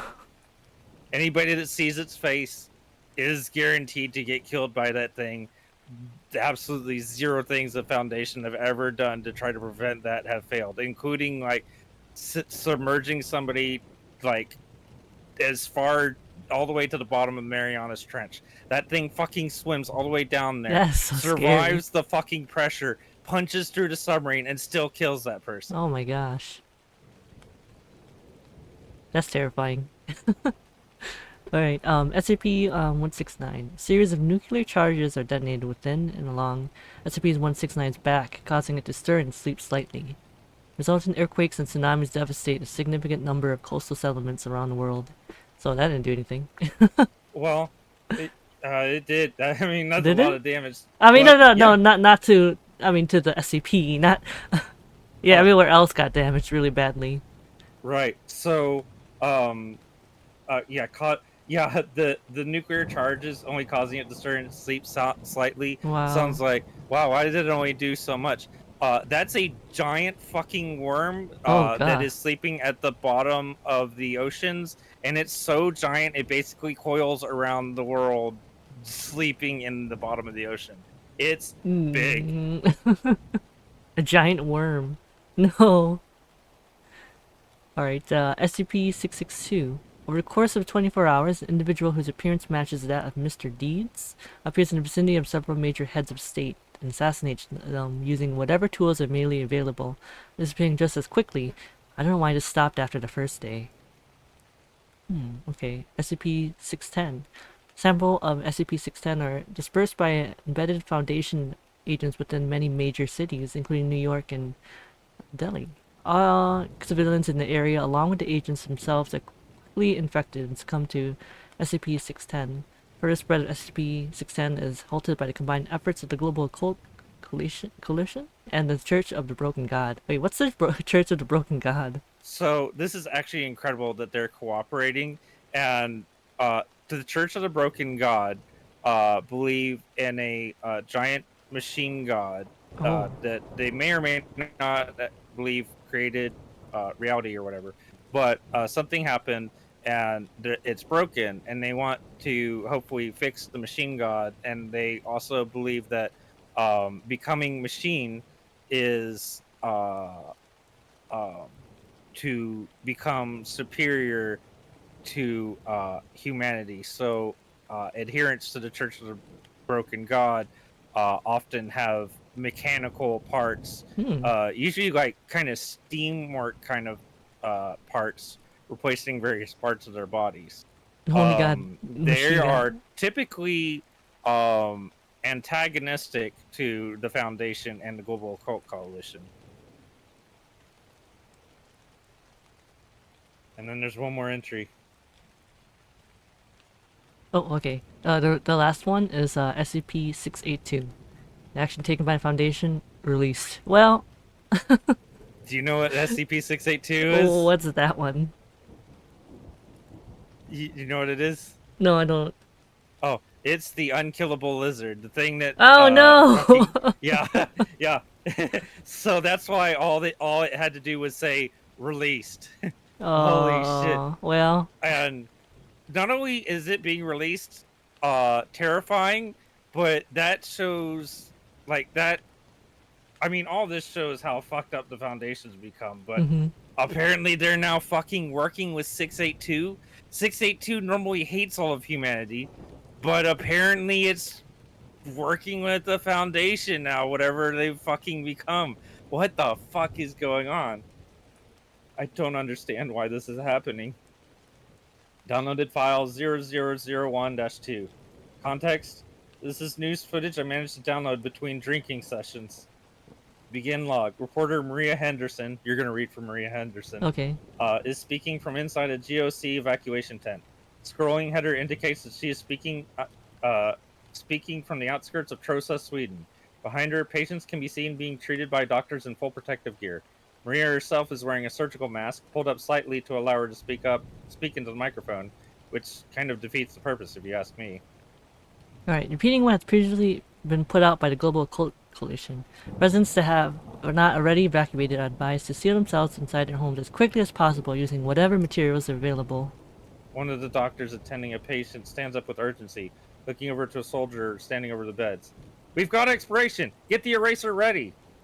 Maria Henderson quickly begins moving out of the tent, out into a field filled with similar installations. A loud buzzing sound can be heard from the tent behind her, and several flashing lights can be seen. Thick smoke pours out a gap in the top of the tent. And the individuals still in the compromised area are advised to keep careful watch over those around them. If any friends or family members begin begin exuding a noticeable minty smell, they're to be quarantined immediately. Feed cuts out. I later found out this is when television stopped everywhere. Internet too. World gone blind in a few seconds. Journal entry 0001-5. It's funny. With the supplies in this place, not to mention the exclusion harness, I could probably survive for years right here. By the idea of being sat here with no idea what's going on in the outside world, it's unbearable. Still, I'm not sure whether I really want to know what's happening out there either. When I was a kid, real sick all the time, not able to go out that much, I was really into detective stories, Sherlock Holmes and all that shit. I always wanted to figure things out. Anyway, my dad had this row of plant pots on the wall outside the house, and they're always getting knocked over, but he could never figure out what was doing it. That was pretty much at my peak of a detective obsession, so I was on the case like nothing else. I was a stupid shit, so I couldn't actually deduce anything, you understand? So I ended up buying this cheap spy camera and recording them all overnight. It was a stray cat. My dad ended up kicking it to death, like I should have known he would. Curiosity, well, you know the saying. Everyone involved would have been better off if I had minded my own business. Except my dad, but fuck him. Damned if you do, damned if you don't. But I'd rather be doing something than nothing. Besides, if I have the exclusion harness, nothing that would want to hurt me will ever know I'm there. I'm a tourist at the end of the world. Destination, Site 19. Closest real Foundation installation. Only makes sense. I'm getting some answers. Context: encounter with Foundation elements a few days after leaving my shelter. Watching weird behavior. Give me a second. Do you want to be the soldiers? Yeah, I can be the soldiers. Okay. Begin log. Viewing a group of Foundation soldiers in the clearing from a distance. 9 in total stood in a line. A 10th soldier, the commander, is silently pacing back and forth in front of them. Uniforms and insignia look like those of MTF Epsilon 6, Village Idiots. After a few seconds, the commander claps her hands once and steps toward the line. Let's see. Commander, to first soldier in line. Performing the check now. Soldier 1, of course. The commander takes out a knife and stabs the soldier in the shoulder. There is no reaction. Commander, removing the knife. Get that wound treated. The soldier nods. The commander proceeds to stab each soldier in the line in the same way, with no reaction from any of the victims until the 8th, who noticeably winces. Soldier 8. Got a live one! The commander and Oh, all God. soldiers quickly aim their guns and fire upon soldier number 8, killing him. He drops to the ground. The commander then moves to the 9th soldier and stabs him in the shoulder. No visible reaction. Alright, we're clear. Move out. MTF Epsilon 6 pack up their supplies and leave the area, leaving the corpse of the dead soldier where it is. Manage to retrieve weaponry and basic medical supplies from the body, buried as well as I can afterwards. Closing notes? No fucking clue. Recorded Oh, file goodness. 0001. Context: weird transmission I caught on an old radio. Don't know if it's important. I'm trying to get everything down for posterity. Begin log. Audio only. Voices male. Around my age, I guess. Do you want to read this? Sure. Yeah. The voice? 7. 5. Can you hear me? There's a hole shining in the holes between your eyelids. I've never been to Versailles before. I want to be loved. 9. I'm standing behind you now. 5. I am 2 of us standing behind you now. The gods eat city in the sea. 9. There's a hole in the floor with an answer waiting in it. 7. Look, you're hatching. You're hatching. Message continues That's on terrifying. Yeah. Closing notes. Message stopped once I turned the radio over and saw that it was damaged beyond repair. Am I feeling okay? Journal entry 0001-6. When I thought of Site 19 as being relatively close by, I never really took into account that was probably with a vehicle in mind. Can't risk cars or anything like that. Even if I went unnoticed, the vehicle wouldn't. All it takes is one Foundation soldier or wandering anomaly to spot it, and I'm as good as dead. But still, marching through the woods, even with the harness's protection, isn't the most pleasant experience. It'd be hard to move out of the way if anything came traipsing through, for one. Just because things can't notice me doesn't mean they can't run me down. Also, probably if he caught a glimpse of 096's face, 096 would probably still be able to kill him. Like, 096 wouldn't be able to recognize that it sees him, but I think it would still be compulsed to try to attack. I think it would still sense the location of somebody that sees it, and would probably swipe at what it can only effectively perceive to be nothing until its swipes manage to hit this guy, kill him, and yeah. Oof. So, yeah, he still has to be careful. Gives me time to think though, like, why the hell am I even going to Site 19? What do I hope to accomplish? If I wanted to stay out of danger, survive as long as possible, I'd be best suited getting as far away from any Foundation personnel as possible, not jumping right into the Viper's nest. Answers, I guess. More than anything, I want answers, even if I get kicked to death afterwards. Composed Oof. files 0001-2. Reach Site 19. Security's in disrepair. Most of the anomalies let loose a while ago, so it's actually pretty easy to get in. Still stressful moving out of the way of researchers as they went about their business. They were still talking like colleagues, discussing how to get maximum human casualties like it was something they'd always been doing. But their eyes, it was like something was missing from them. Some spark. I couldn't see them as human looking at their eyes. Maybe not even alive. Hard to describe, but it gave me the creeps. Accessing the Foundation database with some stolen senior staff credentials, I think I've managed to put together a basic timeline of what happened right before their declaration of war. I don't know what it all means, but I guess it's a start. Um, I see there's curses in here, so I guess I'll Oh, read this. okay. Date 16th of December 2019. Events: the O5 marker project called Numa as being of special interest to senior staff. Apparently, it was a mass amnesticization project called Kaleidoscope, except mostly focused on the collective human unconscious, the psychospace, whatever you want to call it. Apparently, there was some kind of breakthrough in mapping out that psychospace, except I can't see what it was because it's fucking redacted. Typical. 17th of December 2019. A vote is undertaken by the O5 Council, with the result being unanimous. Ethics Committee also concurs. Don't know what the votes were about because it's fucking redacted. 19th of December 2019. A series of instructions, redacted instructions, of course, are sent to all senior staff members and site directors. A wave of suicides and resignations go out across the Foundation, with Director Charles Gears being one of the employees resigning. He's pretty important. 22nd of December 2019. A number of files are sent out to all remaining senior staff members and site directors, with instructions to also disseminate those materials among the staff serving under them. The files are accompanied by the message, "Harden your hearts." All suicides and resignations immediately cease following dissemination of the materials. 25th of December 2019. Full block on all communications in and out of Foundation sites. Termination of the majority of human and human sympathetic anomalies is performed by the staff at each site over the course of the next week. Information suggests an assassin team was sent after Dr. Charles Gears, but it doesn't say whether they were successful or not. 2nd of January 2020. Mobile task forces are dispatched to all exclusionary sites to execute all personnel. Immediately following the conclusion of these missions, the Foundation declares war on humanity. I'm not quite certain what all this means. Did the O5 Council send out some kind of mimetic agent to get everyone to go along with them? But that wouldn't explain why the O5 Council wanted to wipe out humanity in the first place. I don't get it. I just don't get it. More information on the anomalies the Foundation are actively using too. With the news down, it's hard to get much solid info outside of their own records, and even those are still goddamn fucking redacted. I mean, it's the end of the world. What's the point of redacting shit anymore? Who cares? Just tell me what's going on. fuck it. Put it all on a table for posterity or whatever.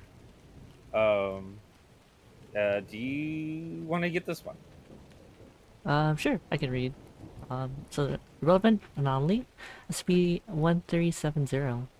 The action taken by the Foundation. Television service temporary returns. All channels of propaganda speeches from SCP-1370, rambling on and on about how he's going to take over the world or whatever. This one isn't actually that bad.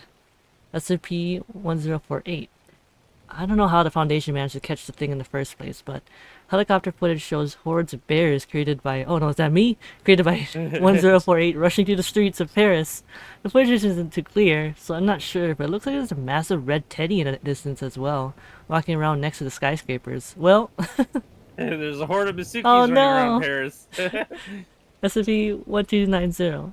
SCP-1290-1 and SCP-12902 are moved from the original position and used as a rudimentary projectile system to launch projectiles at a secure GOC installation called Ganzir? Not 100% sure from the files, but it looks like it's just one of a frankly obscene number of anomalies they're using to try and bust in there. If you ask me, they'd be better off just firing missiles, but nobody's asking me because they've all gone nuts.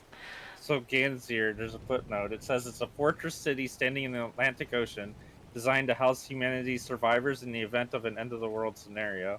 Okay. SCP-1440.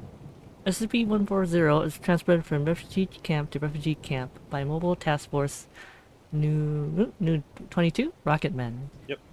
where its anomalous effects cause rapid devastation to those fleeing communities. Strangely enough, the way these events are described in files makes it sound like SCP-1440 actually has no effect on the Foundation personnel assigned to it. SCP-1678.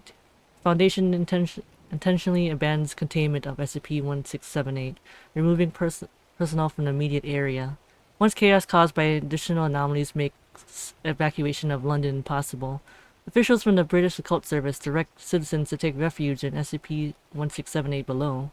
Once the city has reached capacity, the Foundation detonates the nuclear device stationed there prior to abandonment. Damn. Dang. Going to try investigating some before getting out of here. See what I can find out. Files deleted. Journal entry 0001-7. It's been about 3 months since my last entry. God knows what I've been doing since then. The time between then and now is a complete blank in my memory, and it looks like the files from that period have been deleted as well. As far as I know, I should be the only one able to do that, so take that as you will. I seem like I've been through a few rough patches. I have a few scars that I don't quite recognize, and I have a bandage wrapped around my temple. Exclusion harness doesn't seem to be damaged, though, so I don't know what hurt me. Did I fall off a cliff or something? The sad part is I can actually see myself doing something like that. Never was the smartest. Site 19 is long gone. Well, it's still there, I assume, but I'm halfway across the country. Couldn't tell you why.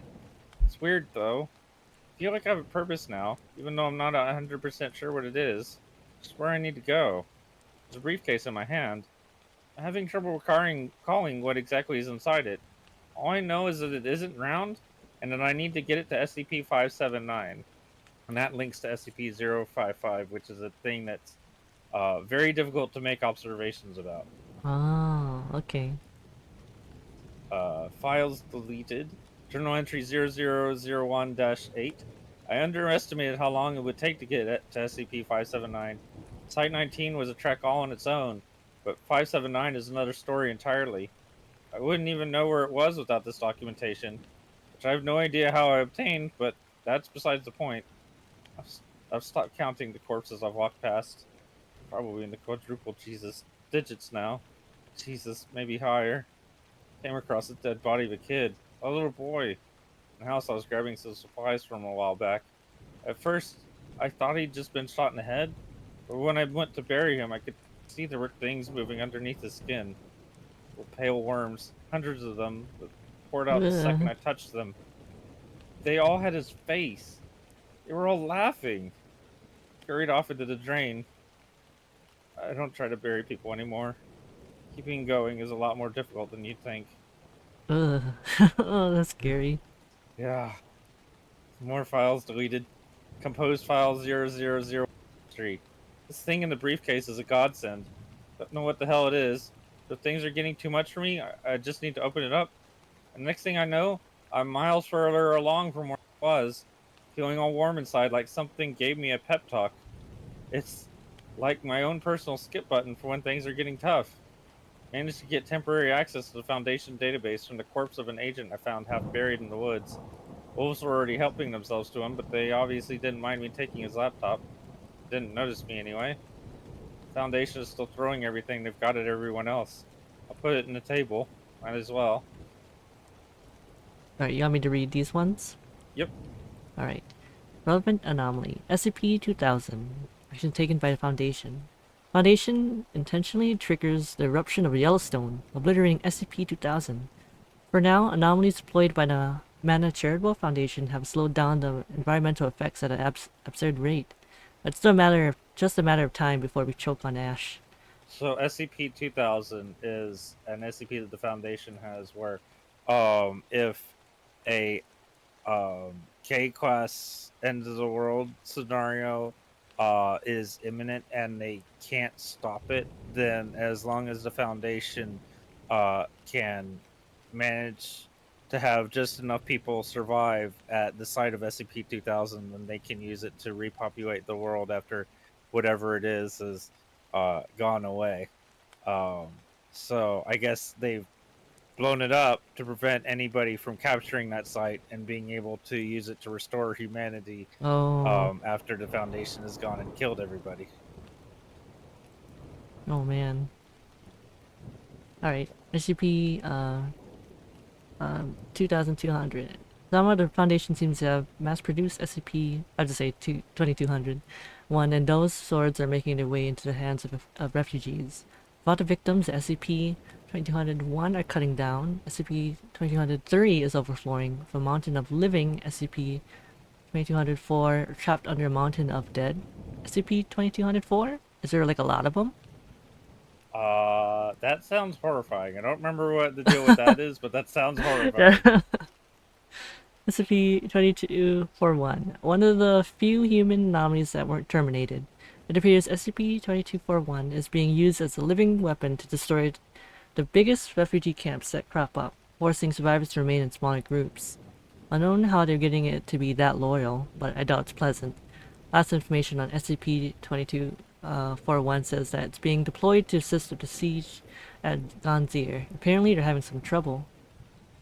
SCP-2466. 2466 was constantly being used in order to compel survivors originating from Redacted, California to perform actions both socially disruptive and physically hostile.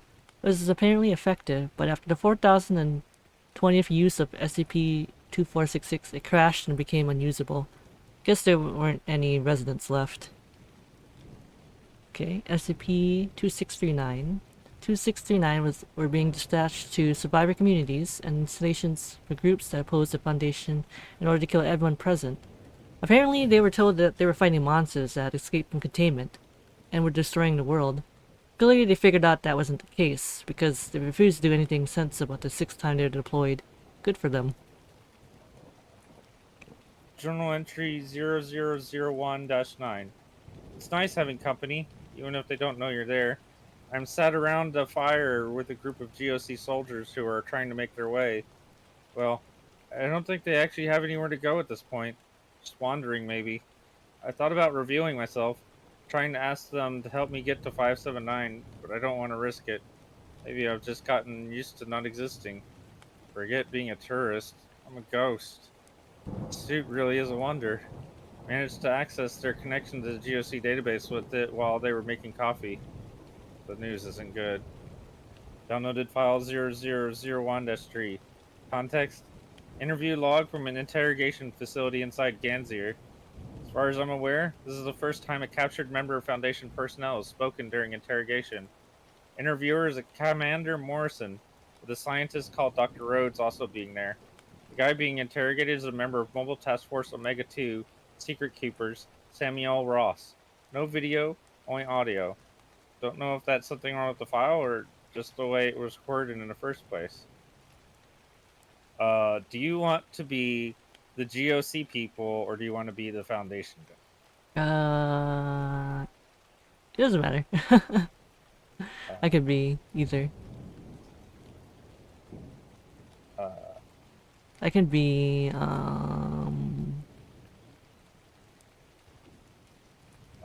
do you want to be Commander Morrison? yeah, I can be. And Dr. Rhodes cusses. So do you want me to be Samuel Ross and Dr. Rhodes, or do you want to? Yeah, I can be the commander. Okay. Okay. Commander Morrison, do you know where we are? Where you are? I'm in Ganzier, right? You guys grabbed us while we were trying to sneak in. That's right. Do you know why you're here? You're going to interrogate me, I assume.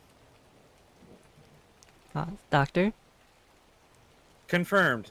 Subject has nothing planted inside him. No mental agents or cognito hazards either. You're safe to begin. Okay. None of your colleagues you've spoken to have talked. Not a one, not a word. Why are you talking to me now? We've met before. Do you remember? I'm sorry? In that joint operation in Tenerife a few years back with the Seagull Prince. Do you remember? I was wearing a gas mask back then, so you probably don't recognize me, but I recognized you. It gave me a chuckle. That's why I'm talking. That's the only reason? Yeah. When we caught you trying to sneak into the city with the refugees, you and your comrades started fighting into the crowd at random. Men, women, and children all murdered for no reason. Don't you think that's crazy?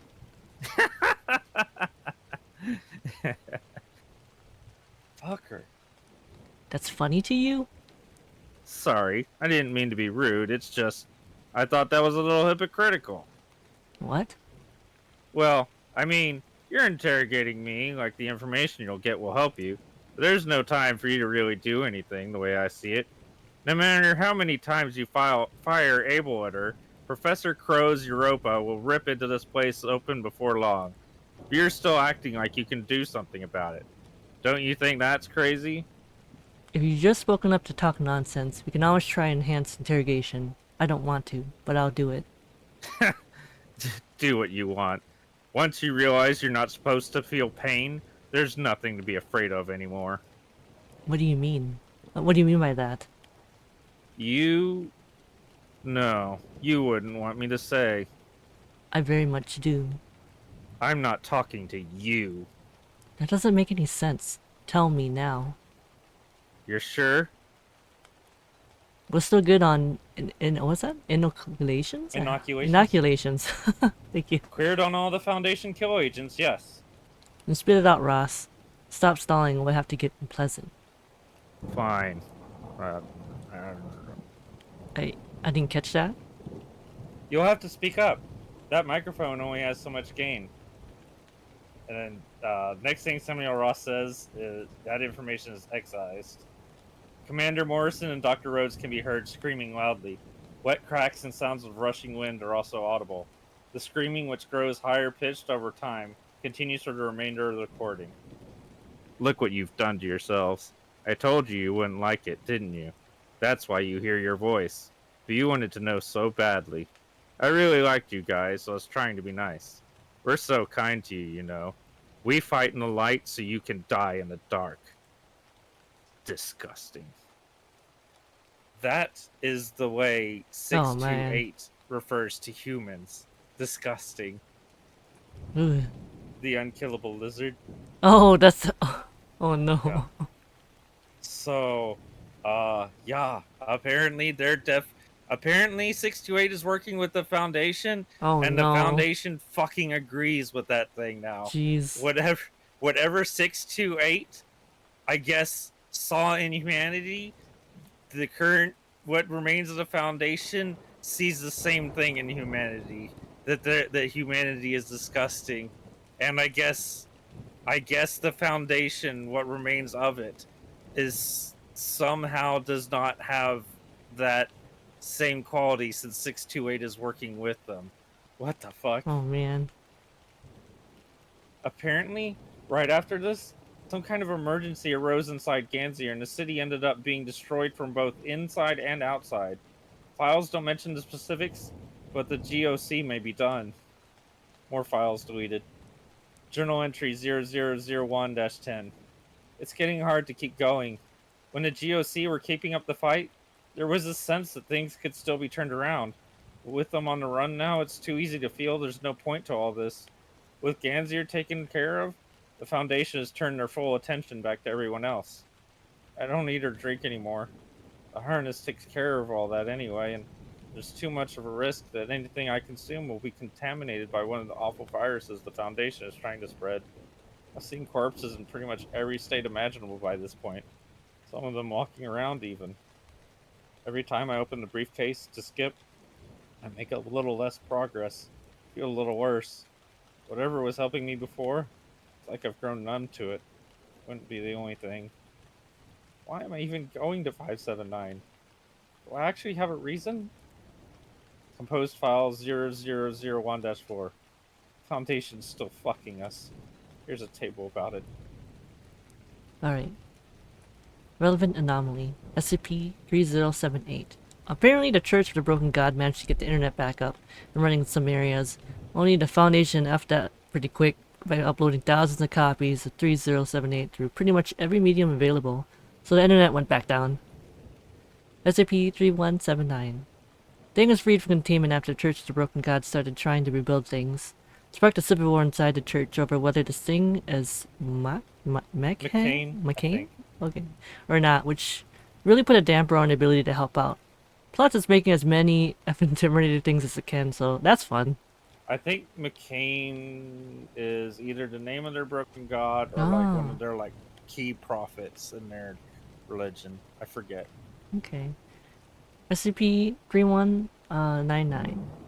3199 eggs are now being airdropped pretty much wherever. I'm sure you can imagine how that's going. I What? don't remember that one. What is but that? Something It eggs? must be really fucking bad. Might write more later. Journal entry 0001-11. I've been making my way towards 579. Maybe a little slower than before, but who can blame me for lack of motivation? Been seeing some strange things lately. Stranger than usual, I mean. First are the blinkers. There's been quite a few of those around lately. Now, I'm pretty sure these were created by the Foundation, even if I don't know how. I don't know most things, so just add this to the list. There's statues. Statues of soldiers. MTF uniforms with empty sockets for eyes. Their arms are carved into blades, like what you'd see in a praying mantis or something. They're harmless as long as you look at them, but the second you look away, they can move, and Oh they're no. fast. Saw one cut through an entire crowd of people when a gust of smoke blocked it from view for just a second. So it sounds like they took whatever anomalous property 179 was, modified a bunch of soldiers to have that ability, Oh and no. also modified their arms to have blades on the fucking end of them instead of hands. Okay. Jesus Christ. I'm wary of them. Me looking at them stops them too. So even if they don't perceive where I am, they're going to deduce that I'm there. Might just start slicing everything in sight, and then that's the end of me. Need to do my best to avoid them completely. The second thing I saw is, well, it's a lot weirder. It was on the horizon, like a person stretched out. No, that's not the best way to describe it. It was like the space around them was stretched out, and they were being stretched along with it, like some kind of bad Photoshop effect. Their body went from the ground up to the clouds, and their jaw swung at right angles. There were these gaps as well, black gaps in space around its body, like wings. It just floated forwards like that. There were Foundation guys there too, but they were fighting it, shooting it with guns and rockets. How fucked up is it that I'm thinking the Foundation fighting an anomaly is weird? Maybe they were like me, managed to get out when all this kicked off. Thought about talking to them, but decided not to. Can't risk it. Got out of there. I need to get to 579. I need to do something. Anything.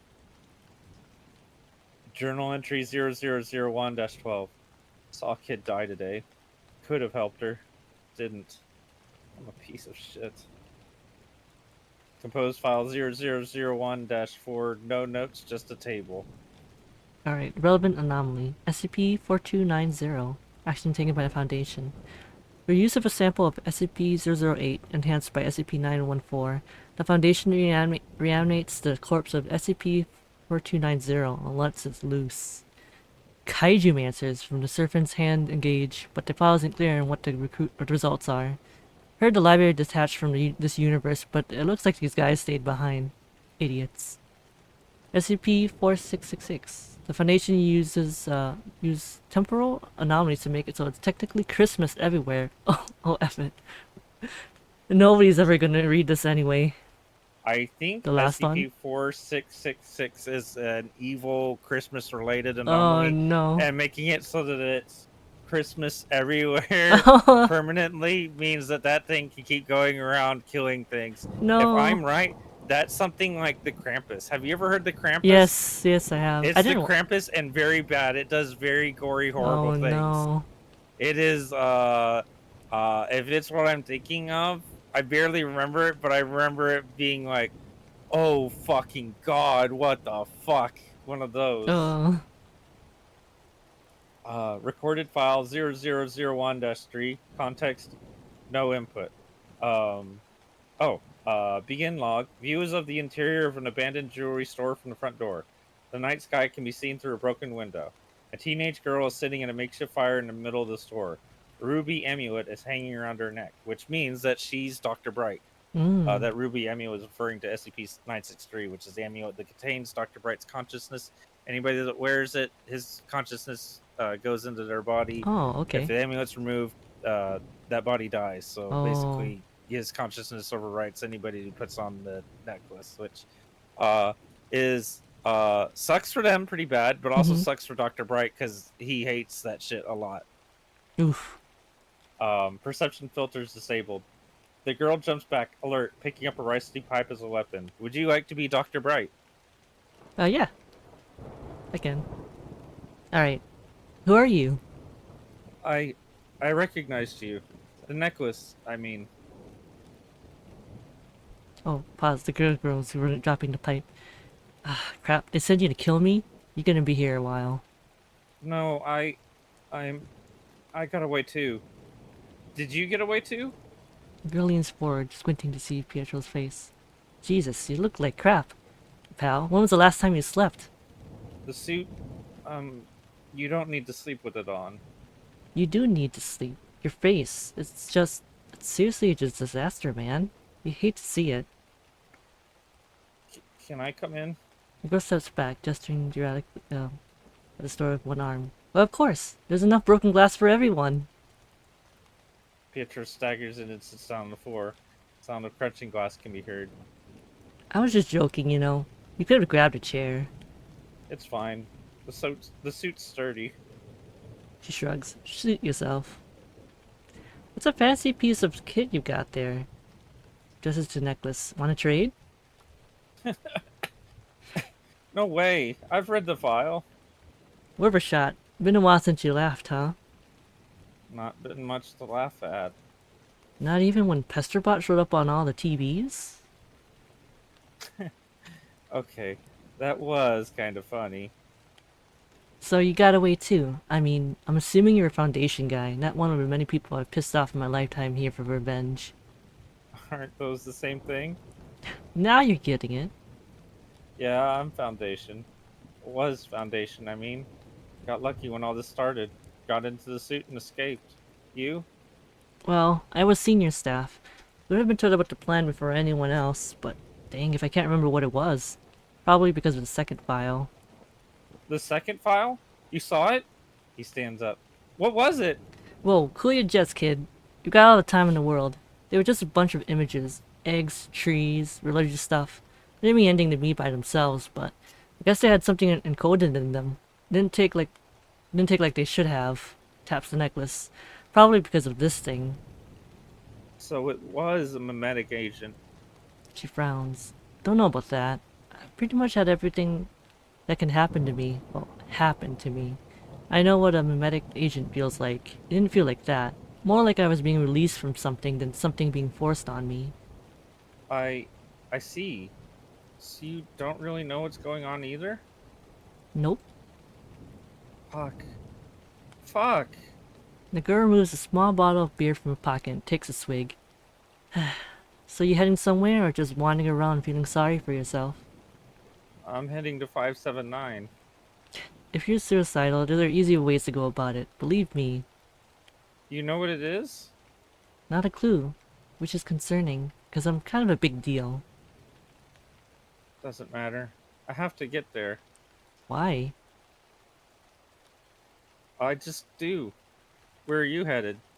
1437. Gonna see if I can't piss into another universe. Then throw this amulet down there and see where I wake up. This sounds like a plan. Good luck to you. She stands up. I'd wish you good luck too, but we both know you're not getting it.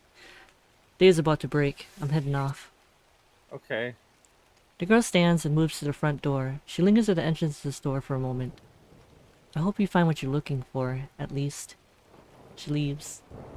Me too. End log. More files deleted. Journal entry 0001-13. Hi, journal. Been a while. Right now I'm looking at site 62C, where SCP-579 is supposed to be. There are no guards as far as I can see. All the security is down. Looks like the place has been abandoned for a while. I was under the impression that this place was extremely high priority, but it looks like the Foundation doesn't agree with me anymore. I have the briefcase in my hands. It's difficult to breathe. I feel like everything will end soon, one way or another. I'm heading in. Journal entry 0001-14. Hi again, Journal. I know I ended the last entry so dramatically, and it's been about 30 seconds since then, but I have an important update. The second I got close to Site 62C, I got a feeling like someone was pressing a gun against the back of my head, like I was standing on the edge of a roof, and someone's hands were on my back, ready to push me. Some fight or flight shit, dialed up as far as it would go. I don't know what SCP-579 is, but I know it's looking at me. Recorded file 0001-4. Context: oh shit, oh shit, oh shit. Uh-oh. Begin log. View is the inside of a hallway within Site 62C. Severe damage is visible on the walls, appearing as if it was done via usage of a large knife. Lights overhead flicker. Fuck! Fuck! The lights flicker again. When they come back on, a statue of a soldier with blades for arms is visible underneath them. It has empty sockets where its eyes should be, and its face is locked in a snarling expression. Oh no. Closing notes. Was wrong. They're here. Journal entry 001-15. Was right. Even if they can't notice me, they've figured out I'm here. Slashing everything in sight. Gouged one of my legs. Hurts like shit, but need to keep moving. They're not chasing me, but they're headed to the same place. Need to get there first. Need to keep watching them. Journal entry 0001-16. Made it, made it, made it, made it, made it, made it. I made it, I made it, I made it, I made it. Journal entry 0001-17. It's not fair. But I made it. It's not fair. I'm stuck behind the door. I hear him slashing at it, but it's reinforced. We'll hold for a little while. A couple minutes at least. I'm in an observation chamber full of instruments for monitoring SCP-579. The actual containment chamber is right below me. I can just barely see it if I strain my eyes a little. There's a hole. There's a hole in the floor that leads right down there. I know where 579 is. Even if the instruments weren't here, I can feel it. You can't be near it without feeling it, probably. For a second, I thought I could just drop the briefcase into the hole and be done with it. But that would be too easy, wouldn't it? After walking halfway across the world, I guess I haven't earned the right for something to be easy. From the angle of the hole and where 579 is, the briefcase wouldn't even come close to touching it. The only way it's making contact is if I were to jump in the hole and throw it on my way down. But that height, throwing the briefcase would be the last thing I'd do. Of course. Fucking course. It's taken my whole life to realize, but I'm not the kind of person that can be a detective. I'm just a murder victim. I'd die for someone else's story. The human race is going with me. I know who done it, how done it, but those were obvious. Everyone knows those. Those were handed to me. I don't know why.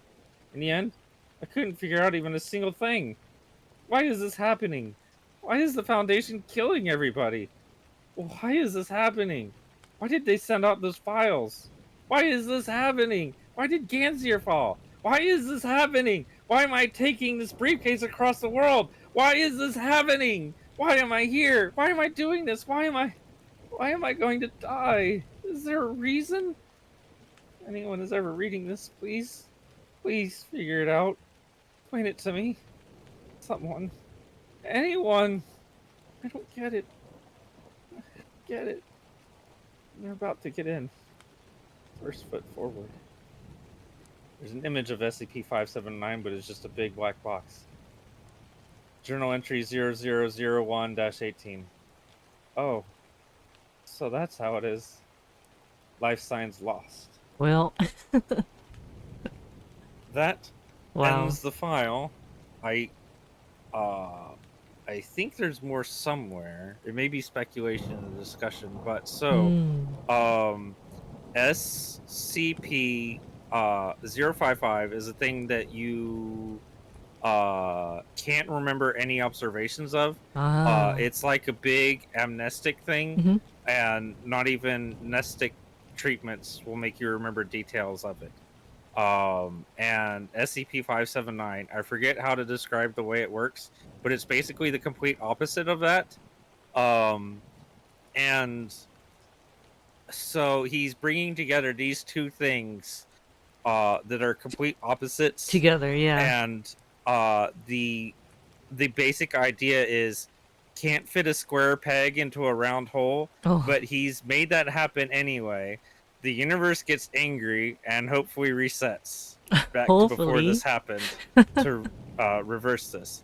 I guess apparently it did, because that suit went it reappeared Mm. to the Foundation where they could review those files Oh, and yeah. see what happened. So it did work. Okay, that's a little bit hopeful. Yeah. Because, like, everything was, like, pretty much all, like, the whole world was ending. And it reset. So I guess that's... Wait, I hope it, like, doesn't, like, happen again, though. That's the only thing that's bad. Yeah. But also, um, that still leaves the mystery, which gets speculated on as to, um, uh, what the fuck made the Foundation, doing. Yeah, it says the dude is Right. still alive in the Yes, yeah, real yeah. world too. So, and that's because, it seems to have, um, that suit. I guess putting 055 with 579, uh reset the timeline in some Mm. way, Mm-hmm. and the suit got tele uh, sent to uh yeah, it shows up in site 62C, so it Mm-hmm. seems to have appeared in an alternate or fixed timeline, Oh, but none of this where happens. the Foundation doesn't, or at least hasn't yet uh been infected or realized whatever it was that happened. um and so do you want to know the speculation about what happened? I swear there's probably some other document on the site, but I don't know where it's linked to, that This sort of goes a sort bit... of kind of Ah. explains it. Okay, what's the speculation? um there So it mentions that the Foundation was doing some research into human psychospace, and what that's about is the idea that there's like a dimension in which all human thoughts and consciousness exists, at least in the present, possibly including like all past, present, and future, like human consciousness and thoughts. And while the Foundation's doing research in that psychospace, they find something that isn't supposed to be there, and they look Oh. into what it is, and they find that this something appears to be puppeteering the entirety of humanity. Well, They find that certain aspects of life are apparently entirely caused by this thing, such as the ability to perceive pain is apparently that thing's responsibility. Um, and It mentions uh, a discovery of uh, it mentions Project Demerung, which is where the Foundation tries to figure out how to prolong life, at least of the O5 Council, because what they discover is, at least in that particular canon, is that when you die, there is no afterlife, but you still keep perceiving your body. You keep Oh. perceiving the pain and Oh the decay no. of your body. Oh no, You that's perceive your body splitting apart. You God. perceive every atom that was your body as it gets lost to the winds of the world, Uh and it's just an eternity of pain. And apparently that thing is responsible for that being the way it is, and that it seems to be feeding on pain. And so everybody that's dead and suffering a constant eternity of pain is all because of that thing. And so what they do is they find a way to um somehow exclude their minds from being affected by this thing, which unfortunately seems to have the side effect of removing their ability to empathize with anyone else. So it comes at the cost of a very important part of their emotions. So it's like, okay, well, you freed yourself of this thing, but also like at what cost? And basically, mhm. um, once freed of this thing, um, I guess they've concluded that this thing will not let them get away with freeing all of humanity from it because it's probably realized what they've been doing already and is going to start strongly fighting back against them trying to like kill it and remove it from humanity. So I guess they end up coming to the conclusion that the only thing they have left now is to kill the rest of humanity that's still infected by this thing. And from their perspective, they're doing humanity a favor by killing all of them and thus starving the creature of its food source. Dang. Yeah. Oh, that's a lot. I need to like I mean, it's yeah, I'd say it's quite interesting.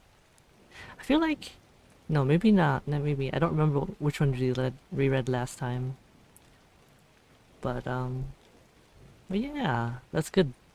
You found like really interesting ones, even though like they were kind of like what was it? A They little were bit like long. yeah, Oh god, they were so good. they're it's good. worth it's worth going and like on your own reading more of the one that starts from 2789 because there's Mm-hmm. a lot more to it that goes into like tales and stuff. Oh, And it gets pretty freaking good. It's long though. It will take you some time. it's okay.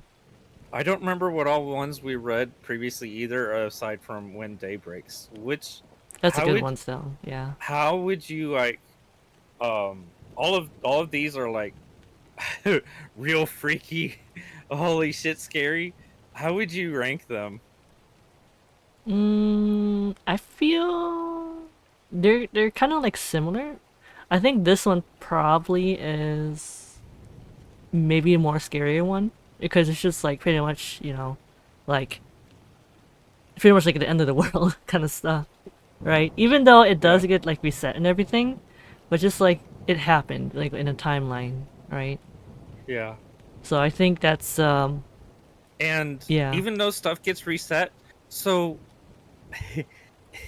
I don't know if that's even for the better because you have to consider now the foundation's not once again not aware of this thing Right. that's feeding on humanity's pain and suffering, and this is now like a timeline in which it's still the case that when people die, they're still conscious in their dead bodies Okay, that's and probably will more feel the yeah, that's pain for terrifying. eternity. So it's like I don't know if this is better or not.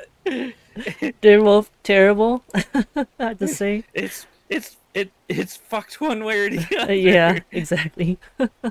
Either humanity's cured to the thing, but it lacks a key, like at least half of their emotions that feel like it makes like humanity worthwhile or even makes them what they are, or or a lot, when you die it's suffering forever is what the fuck. I think the most chilling part of this, though, is the message from the foundation where they announce to the public what their mission was, and then they say, "Our directive has now changed. Our new mission will be the extermination of the human race. Yeah. There will be no further communication." Like, Jeez. what the fuck? Like those two lines, uh, like I feel a chill down my spine every time I read those last two lines that their new mission is the extermination of the human race. There will be no further communication. Like what the fuck? That's pretty terrifying. Yeah.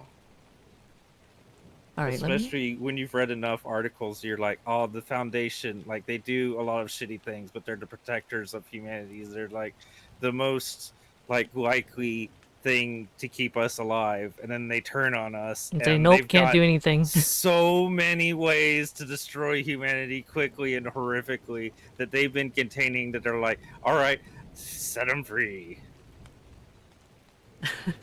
That's scary. All right, let me look at the time. Okay, we got about 2 hours, almost like 30 minutes. If you want, I can read just a couple. There's a couple of creepypastas I have that's a little bit short, I think. Alrighty. All right, so this one is kind of like a one where it's like, I mean, it's called Room Sitting from Christopher Maxim. All right, I can start. All right, I was referred by a temp agency. I had no idea who I'd be working for or what the job would entail.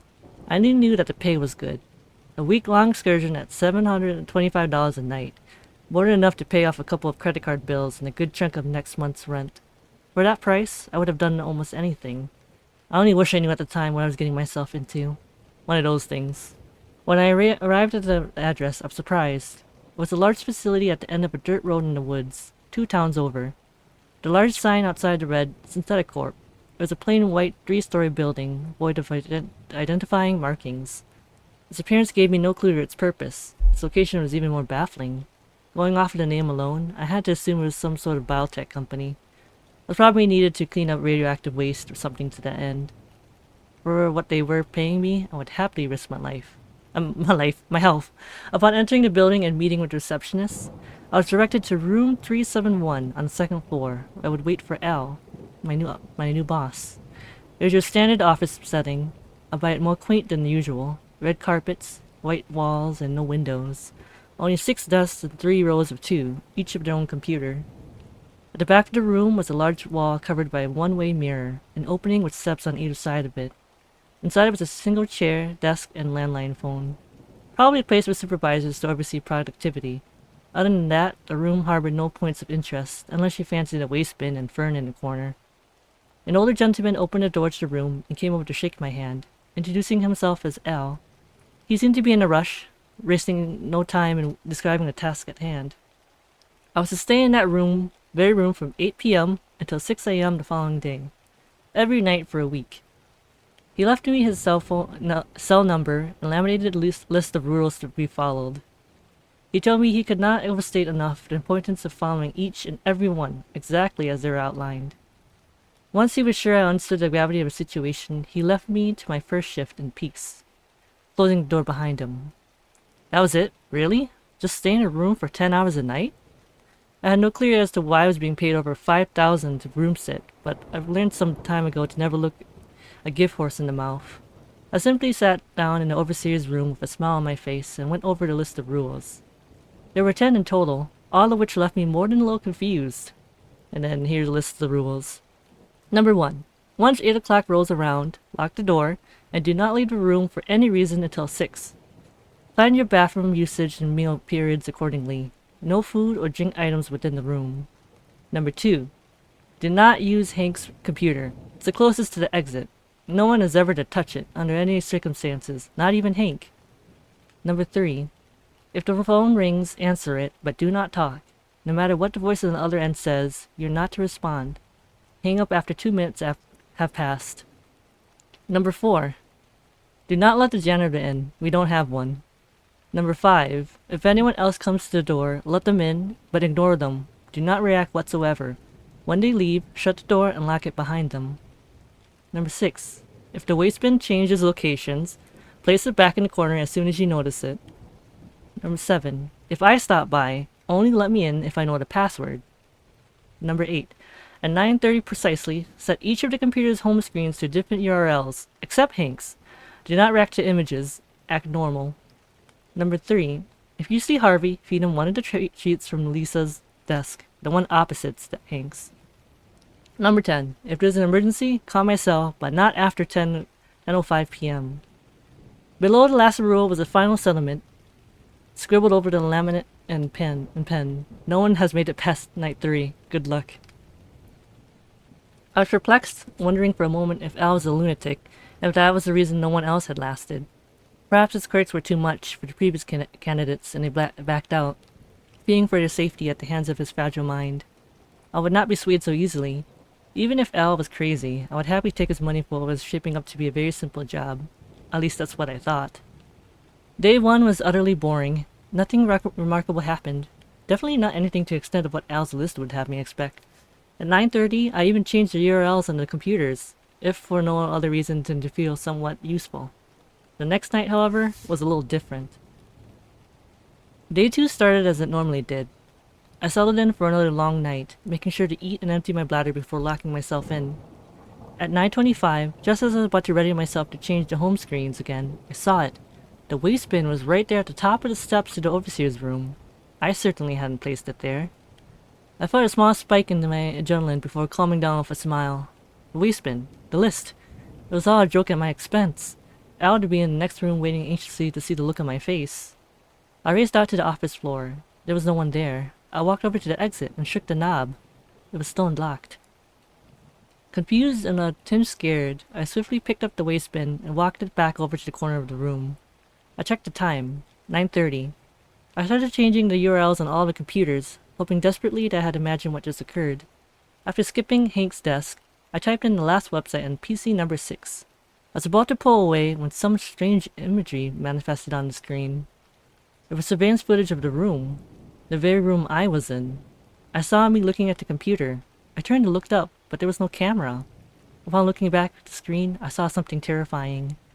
I watched as a copy of me stepped out from the overseer's room. It walked up behind me, grabbed a hard drive from one of the desks, and wound up to strike me in the back of the head. I quickly turned to shoot myself. There was no one there. I turned back and the screen changed, displaying the website I had entered as normal.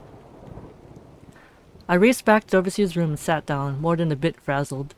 I contemplated walking out, but I stood myself to continue. I was fine after all. Maybe Al wasn't a lunatic, but he didn't seem the type to wish me any harm. Not that I knew him all that well. Still, I hadn't sustained any damage. I was questioning my sanity, yes, but no bodily injuries had befallen me. Whatever was at play here seemed harmless so far. Knock, knock. There was a loud banging. Having just had the most horrifying experience of my life, I nearly jumped out of my skin. A voice then penetrated the door. "It's a janitor. Just here to clean up. Can you open the door?" I recalled rule number 4 and denied him entry. "You did good not letting him in. You followed the rule. Now you're fine. So long as you follow the rules, you'll be safe. It's as simple as that. You can see this through." Knock, knock. I jumped again. "I really need to get in there and clean up. Open the door." I took a deep breath and peeled back my anxiety, successfully ignoring the janitor until he left. This was an accomplishment for me, and it actually felt pretty good. A challenge that I was able to best. Though I remained on the edge of my seat, the next few hours were uneventful. I even dozed off for a moment at one point. It wasn't until 2:30 a.m. that my next challenge would come. A multicolored cat jumped up on the desk in front of me, complete with beautiful splotches of black and orange. I was startled, but it seemed to be friendly, brushing up against my arm, name on its collar, Harvey. I knew what I had to do. I rummaged through Lisa's desk, found a jar of treats, and fed Harvey one, to which he purred in delight. To my astonishment, he then charged at the door, phasing right through it. My mouth was agape in awe. Once my initial bewilderment dissipated, it was replaced with satisfaction over another small victory. As strange as it may sound, I was beginning to like the job. Ring ring, it was the landline. Remembering the rules, I removed it from the receiver and held it to my ear, making sure to keep an eye on the time. "Hey, it's Al. I'm going to be stopping by pretty soon to do a little work. How's the job treating you so far?" I remained silent. "Hello, you know you can talk if it's me, right?" I picked up the set of rules and looked them over again. There was nothing about Al calling. I didn't respond. "This is no way to treat your employer. You don't say anything, I have no choice but to fire you. You really want that?" I stood my ground. Only 20 seconds to go. "Fine, I'll see you soon to relieve you of your duty. I guess you couldn't even make it past night 2. The 2-minute mark came, and I hung up on him. I felt safe as another hour went by. Reflecting on the trials I had faced thus far, I was bewildered, but determined. I was going to let the room cloud my judgment. I was in control. Knock knock. It's Lisa. Can I come in? Though hesitant, I had to abide by Rule 5. I opened the door, and a woman entered. You must be the new guy. What do you think of this place? I went back to my desk in the overseer's room and sat down, trying my best to act casual. Lisa walked up to the glass, knowing I could see through it. Not very talkative, are you? Her eyes unnaturally darted around in all directions, and her skin drooped a bit, almost as if it was falling off the bone. I didn't answer. She didn't speak again. Instead, she stared at the glass for a long time. Long enough to leave me feeling truly unsettled. She then waltzed in and stopped at my side, raising her arm. I hoped she wouldn't notice that my breathing had become sporadic and labored. She then violently swung down the desk, creating a thunderous clap. I almost winced, but held my composure. After another awkward 5 minutes or so, she left. I ran to the door and locked it behind her. A few moments later, there was yet another knock. This time it was a boy, claiming to be searching for his father. I let him in and sat back down. He tried many times to ask for my help, but I was careful to ignore him, just as I had with Lisa. At one point, however, I made a mistake of meeting his gaze. For an instant, in between blinks, his eyes became pitch black, void of all color. Startled, I nearly jolted back, but was able to restrain myself. Like Lisa before him, the boy eventually left, and I quickly locked the door behind him. Another rule followed. Other than the wasteman moving around a few more times, nothing else happened that night. Before I knew it, it was time to go home. I heavily reconsidered calling it quits, and may have even had a nightmare or two upon sleeping that day. But I found myself excited to continue, wondering what obstacles the room would throw at me next. Curiosity shouldn't have been enough to bring me back, but all rational trains of thought escaped me. The room had this pull that beckoned me to it. I was hopelessly compelled to return, powerless to its call. Any excuse would have sufficed. As such, I resumed my post on the following night. Upon starting my shift, I was confident I had dealt with quite a few absurdities up to this point, and waited patiently for my next opportunity. A couple hours went by with no trouble. No cat, no images on the computers, no phone calls, and no waste bin antics. Boredom was beginning to set in when loud knocking broke the silence. Knock knock. There was no voice. I yelled out from the overseer's room. Who is it? I asked. There was a brief pause. It's me, Al. I picked up the list and reread rule number 7. What's the password? I heard him chuckle to himself. I never wrote down a password. He was right. There was no password written with the rule. It must have been him. I cautiously made my way to the door and opened it. Al was there to greet me with a smile. I sighed in relief. Let me guess. Scared of the things that go bump in the night? He laughed at my clear nervous disposition. You have no idea. He shut the door and set up some things at one of the computers. Say, why didn't you write down a password? I asked. He smiled again. It's a ploy. Anyone posing as me might try to come up with one, which would identify them as not being me. Understand? I see. Good thinking. He returned to his work at the computer. I didn't want to bother him, but I just had to know. I think he did too. What is this place? Anyway, well, why do these things happen here? He turned to face me. It's best if you didn't ask questions, especially ones that are far above your pay grade. I wasn't happy with my answer, but I knew it was all I could get out of him. I let him work in peace and sat back down in the overseer's room, watching through the one-way glass. That's when I realized something. The computer Al was using. It was Hank's. I double-checked the list to make sure. Yes, that was definitely Hank's desk, and no one was to touch his computer. Didn't that apply to Al as well? I turned over the list on the off chance I might find some more information. That's when my heart sank. In large, bold print on the back of the laminated sheet was text that read, Password, Diner. F. I grabbed my phone, reached for the scrap of paper with Al's number on it, and dialed it as fast as I could. There were a few tones, but he finally picked up. Hello, everything alright over there? Al, thank goodness, I made a mistake. I thought he was you. I let him in, and now he's on Hank's computer. He let out a long sigh of disappointment. I watched as Al's copy turned from his computer and then stood up. Listen very carefully. Do not act suspicious in any way. You should be fine if he doesn't suspect anything. If you try to leave or call anyone else, it'll all be over. Understand? Yes, I understand. Alice Copy began walking to the overseer's room. My heart was beating faster than it ever had before. I'll be there soon. Just don't panic. He hung up. I kept the phone to my ear as Alice Copy approached, so let's pretend I was talking to my wife. I told you, hon, 6 o'clock. That's when I clock out. You don't have to wait up for me. You worry too much. Please get some rest. Alice Copy was in the room with me now, staring. I held the phone to my chest and looked back at him. Everything okay? I asked. He continued to stare for a few long seconds.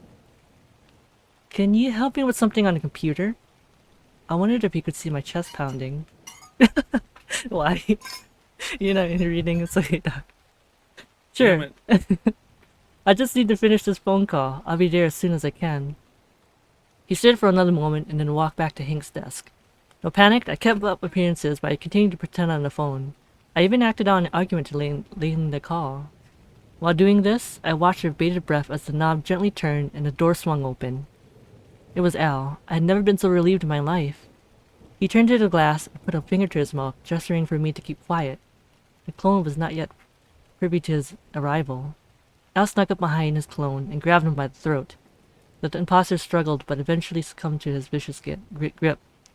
He fell to the floor, a lifeless hull, before disintegrating into the carpet. I ran to Al and thanked him. I also apologized profusely. No need to be sorry. This isn't the first thing to make it into the room, and I'm sure it won't be the last either. I'm just glad you're okay. He smiled. Speaking of which, mind shutting the door? Won't want another one of me stopping by. Of course. I walked over to the door and I realized something. I had left it unlocked after the copy came in. That's how Al was able to enter. Remembering the final rule, I slowly pulled out my phone and opened the call log. My most recent call connected at 10:18 p.m., 13 minutes past the deadline. I turned around to see Al standing right behind me. Al, what's the password? He grinned. What password? I ran out as fast as I could. The room still has a strange hold over me, but I'll never go back. At least I hope I won't. And that's how it ends.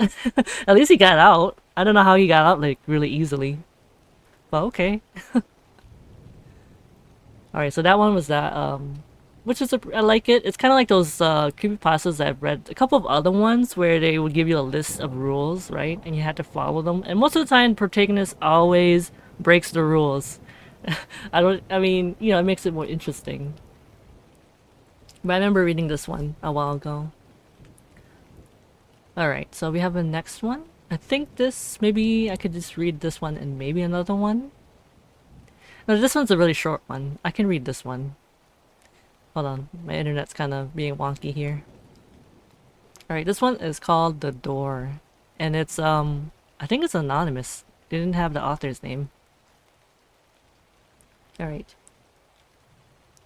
I'm a first-year resident at the local hospital, so I often work long hours and I'm always sleep deprived. I do make decent money, if not nearly as much as a licensed doctor, but on account of student loans, I live in a crappy apartment. The bedroom of this apartment is tiny, and the only spot for my dresser is immediately to the right of the entrance. It's just a bit too long for the space, so the door only opens halfway before it starts pressing against the corner of the dresser, and it makes an awful splintering noise when you've gone too far. This happened often enough my first month here that I've already left some big dimples in the wood. Outside, the bathroom is down the hall on the left, the living room to the right. The hallway is just wide enough for the bedroom door, with a couple of inches leeway on either side of the frame. Why is this important?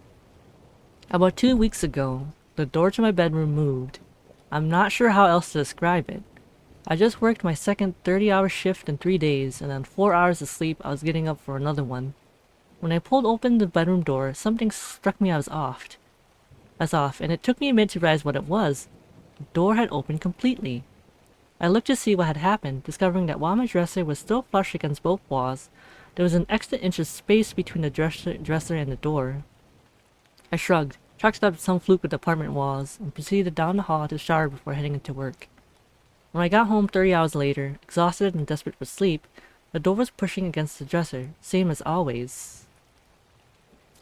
I hate when doors in my house randomly locate. That would be terrifying. It's like, wait, something seems a little bit off. Nothing unusual happened for a couple of days, but on Thursday morning, I was going out for another long shift when the door opened even wider.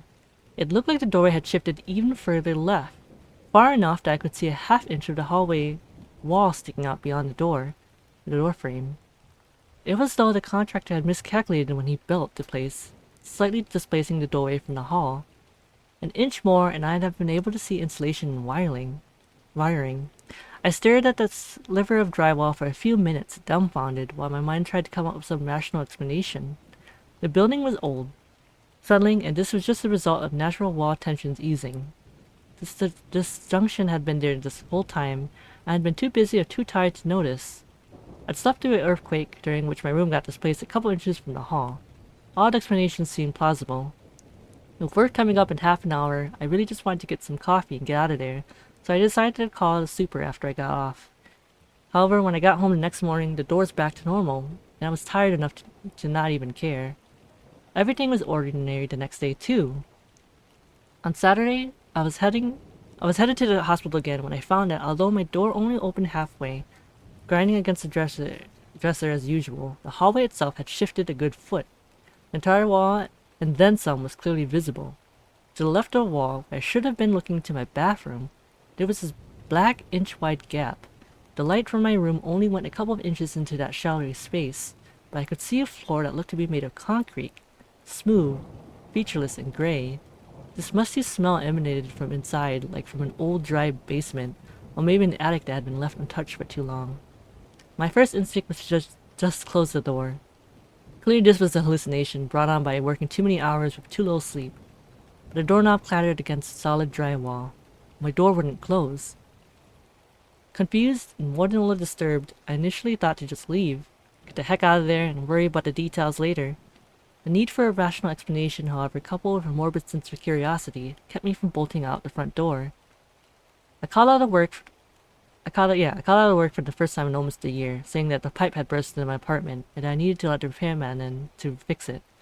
Next, I called the super and asked him to come by. Then, while waiting for him to arrive, I shined a flashlight into that sliver of space. There wasn't much to see. The area ended at a cinder block wall roughly where my hallway turned. And although I was blocked from seeing how far the room extended to the left, I got the impression that it was big, maybe bigger than my entire apartment. Even if I was wrong, though the fact remained that there was a strange space where my bathroom was clearly supposed to be. I even looked to be sure. Everything looked perfectly ordinary for my bathroom. The super arrived less than half an hour later. By the time it took for me to answer the door and escort him back to my room, everything had gone back to normal. As you can imagine, I got pretty agitated, even frantic. However, when the super saw how upset I was, he actually asked me outright whether or not the walls seemed to be moving on their own. While I gaped at him, he explained that the previous tenant, a young woman who had also worked at the hospital, had complained to him about something similar. She claimed that the wall sometimes extended an inch or more past the frame of the doorway, but whenever he came to investigate, nothing was out of the ordinary. The young woman eventually became hysterical, on the verge of moving out, but at his suggestion took a leave of absence from the hospital instead. After that, there had been no more complaints. She stayed until her lease was up and then left without incident. The super gave me a sympathetic look after he told me this story, and asked whether I had been working particularly long hours recently, or perhaps also felt trapped in my work schedule. I mean, what could I say to that? I agreed with him, informed him that I would be taking a break from work as well, and apologized for wasting his time. The super was cool about it, since I guess he had experience with this sort of thing, and even said that he was glad to help, that the hospitals work us residents too hard. After he left, I called work to let them know I'd be out tomorrow as well, and then decided to turn in early to make up for lost sleep. It was nearly midnight when I awakened.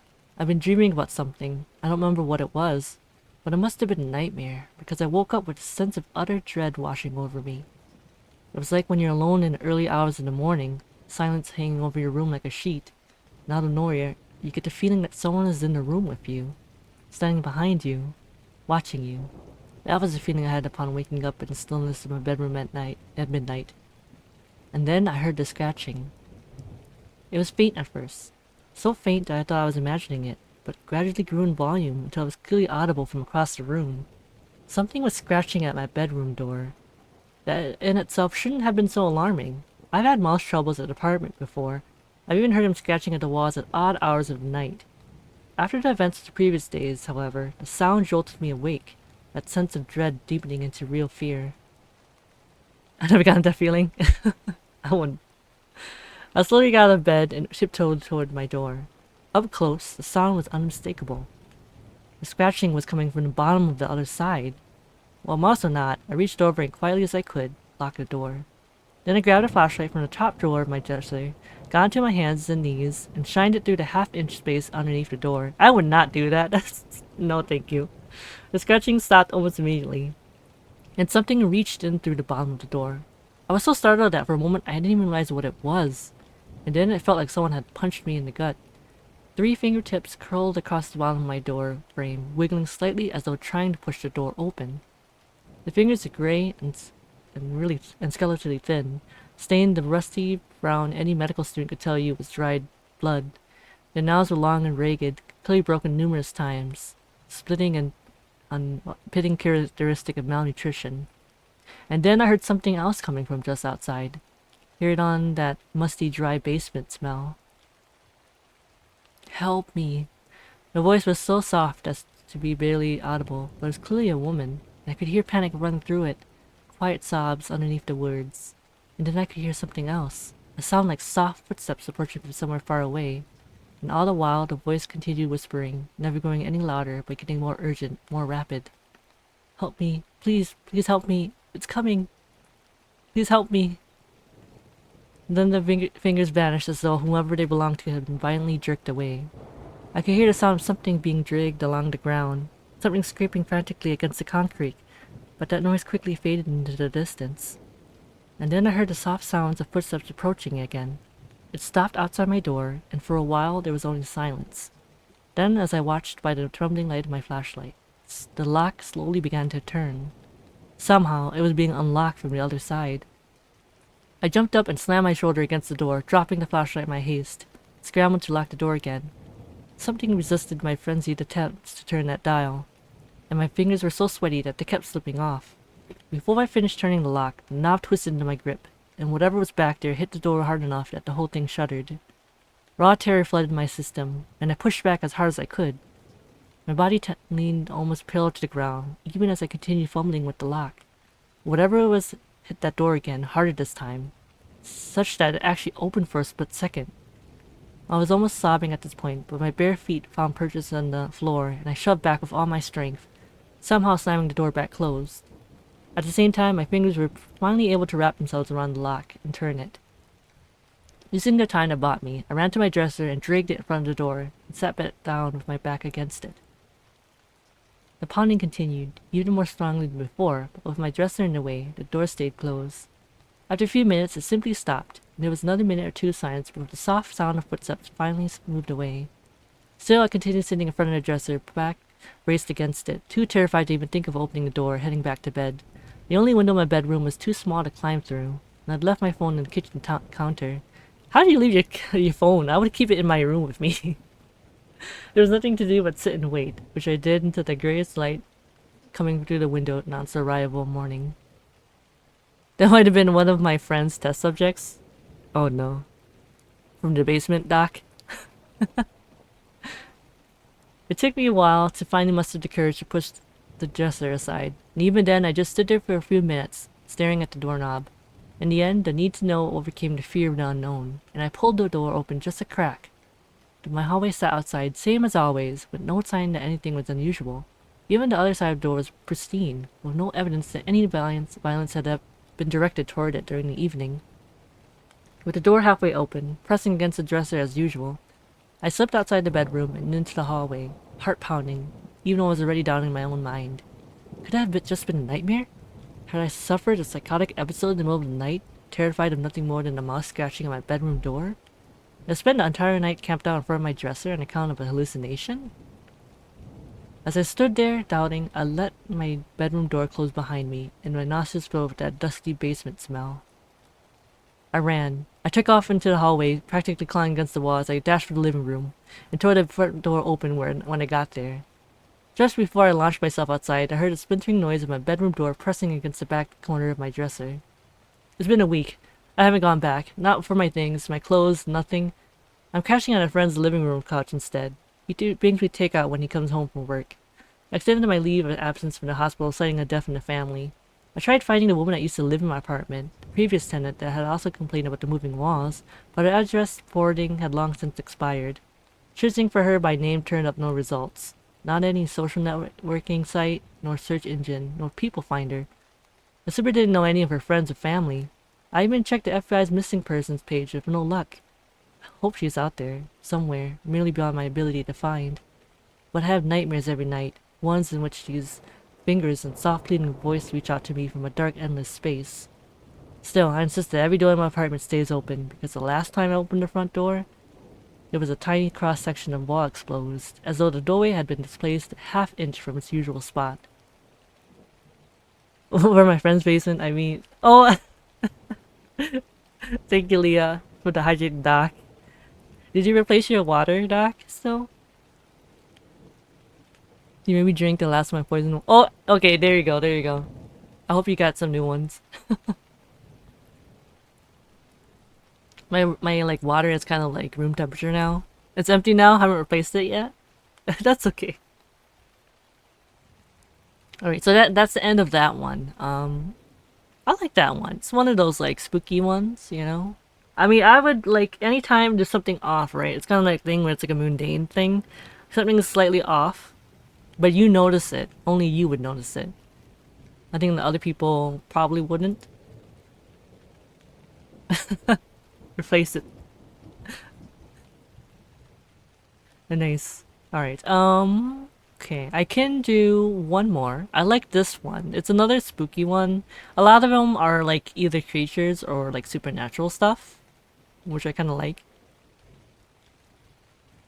I gotta be right back. It's okay. It's okay. Thank you, Ione, for help having Doc replace his water.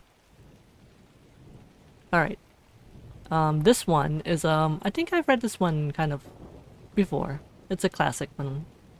This one is called In the Walls. This one, I think will take, it says estimated time reading for 16 minutes, so I think that should be good enough for the last one. We moved out of our last house a week ago, and I'm glad we did. It was definitely not safe there, especially for a man like me who has a young family to take care of. I think if I hadn't decided to get the heck out of there, I would have failed my family, and I probably would have lost them too, eventually. There was nothing obviously wrong with the house.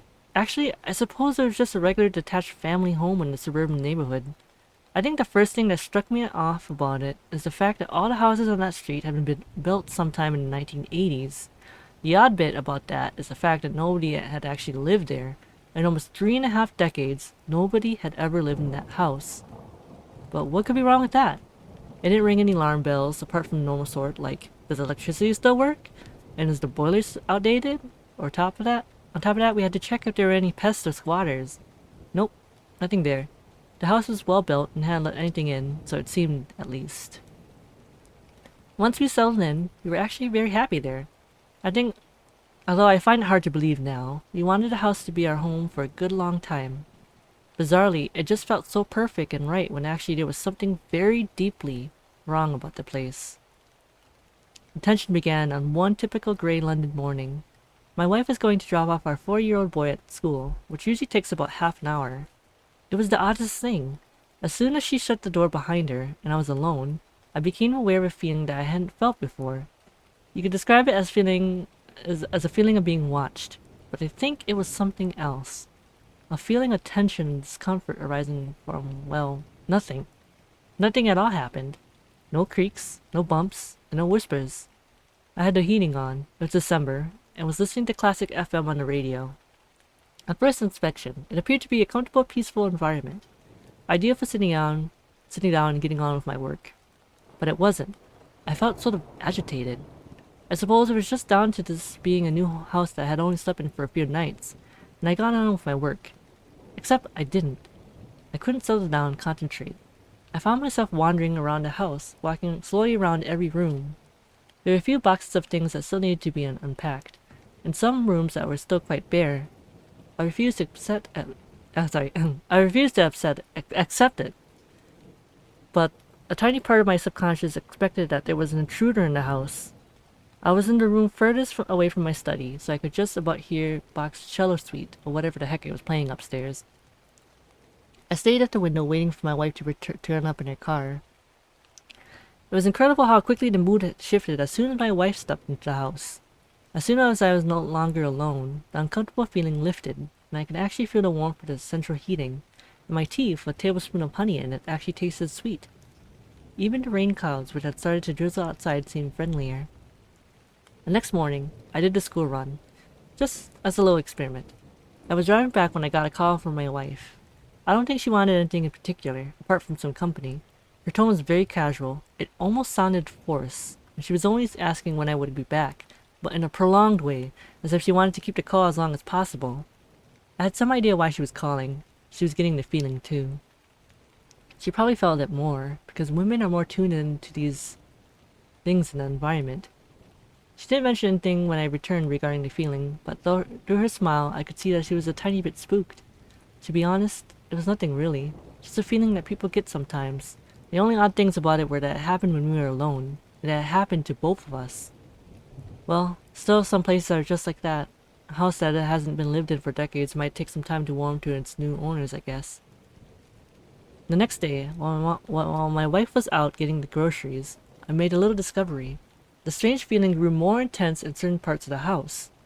In the upstairs bathroom, it was particularly strong, and there was a corridor that connected the dining room and living room, where it was also quite noticeable. The thing about these places is that they were the only parts of the house with mirrors in them. With time, I came to hate those parts of the house, and those mirrors. Nothing new happened for about a week. I just avoided being in the house by myself. I noticed my wife did the same, although we never discussed the fact that we felt uncomfortable being alone. It was a new house. We didn't want to spoil our first days there with negativity. But a certain negativity hung about the place nevertheless. It was not obvious, it was not intense, but it was always there. It felt somewhat hostile, as if we were sharing the room with something that didn't like us being around. I read up online, while my wife wasn't looking, that some places just have what they call negative energy. Apparently, this is the result of many things such as poor lighting, bad feng shui, and bad things that have happened in the past in the place. Ironically, we installed brand new high-power light bulbs. My wife had a whole book on keeping good feng shui, and as for the whole bad things happening in the past thing, nobody had ever lived in the house before. I mean, how could anything bad have happened there if nobody had lived there before? At least our little boy didn't seem affected. He was playing, just as happily as ever with his toys.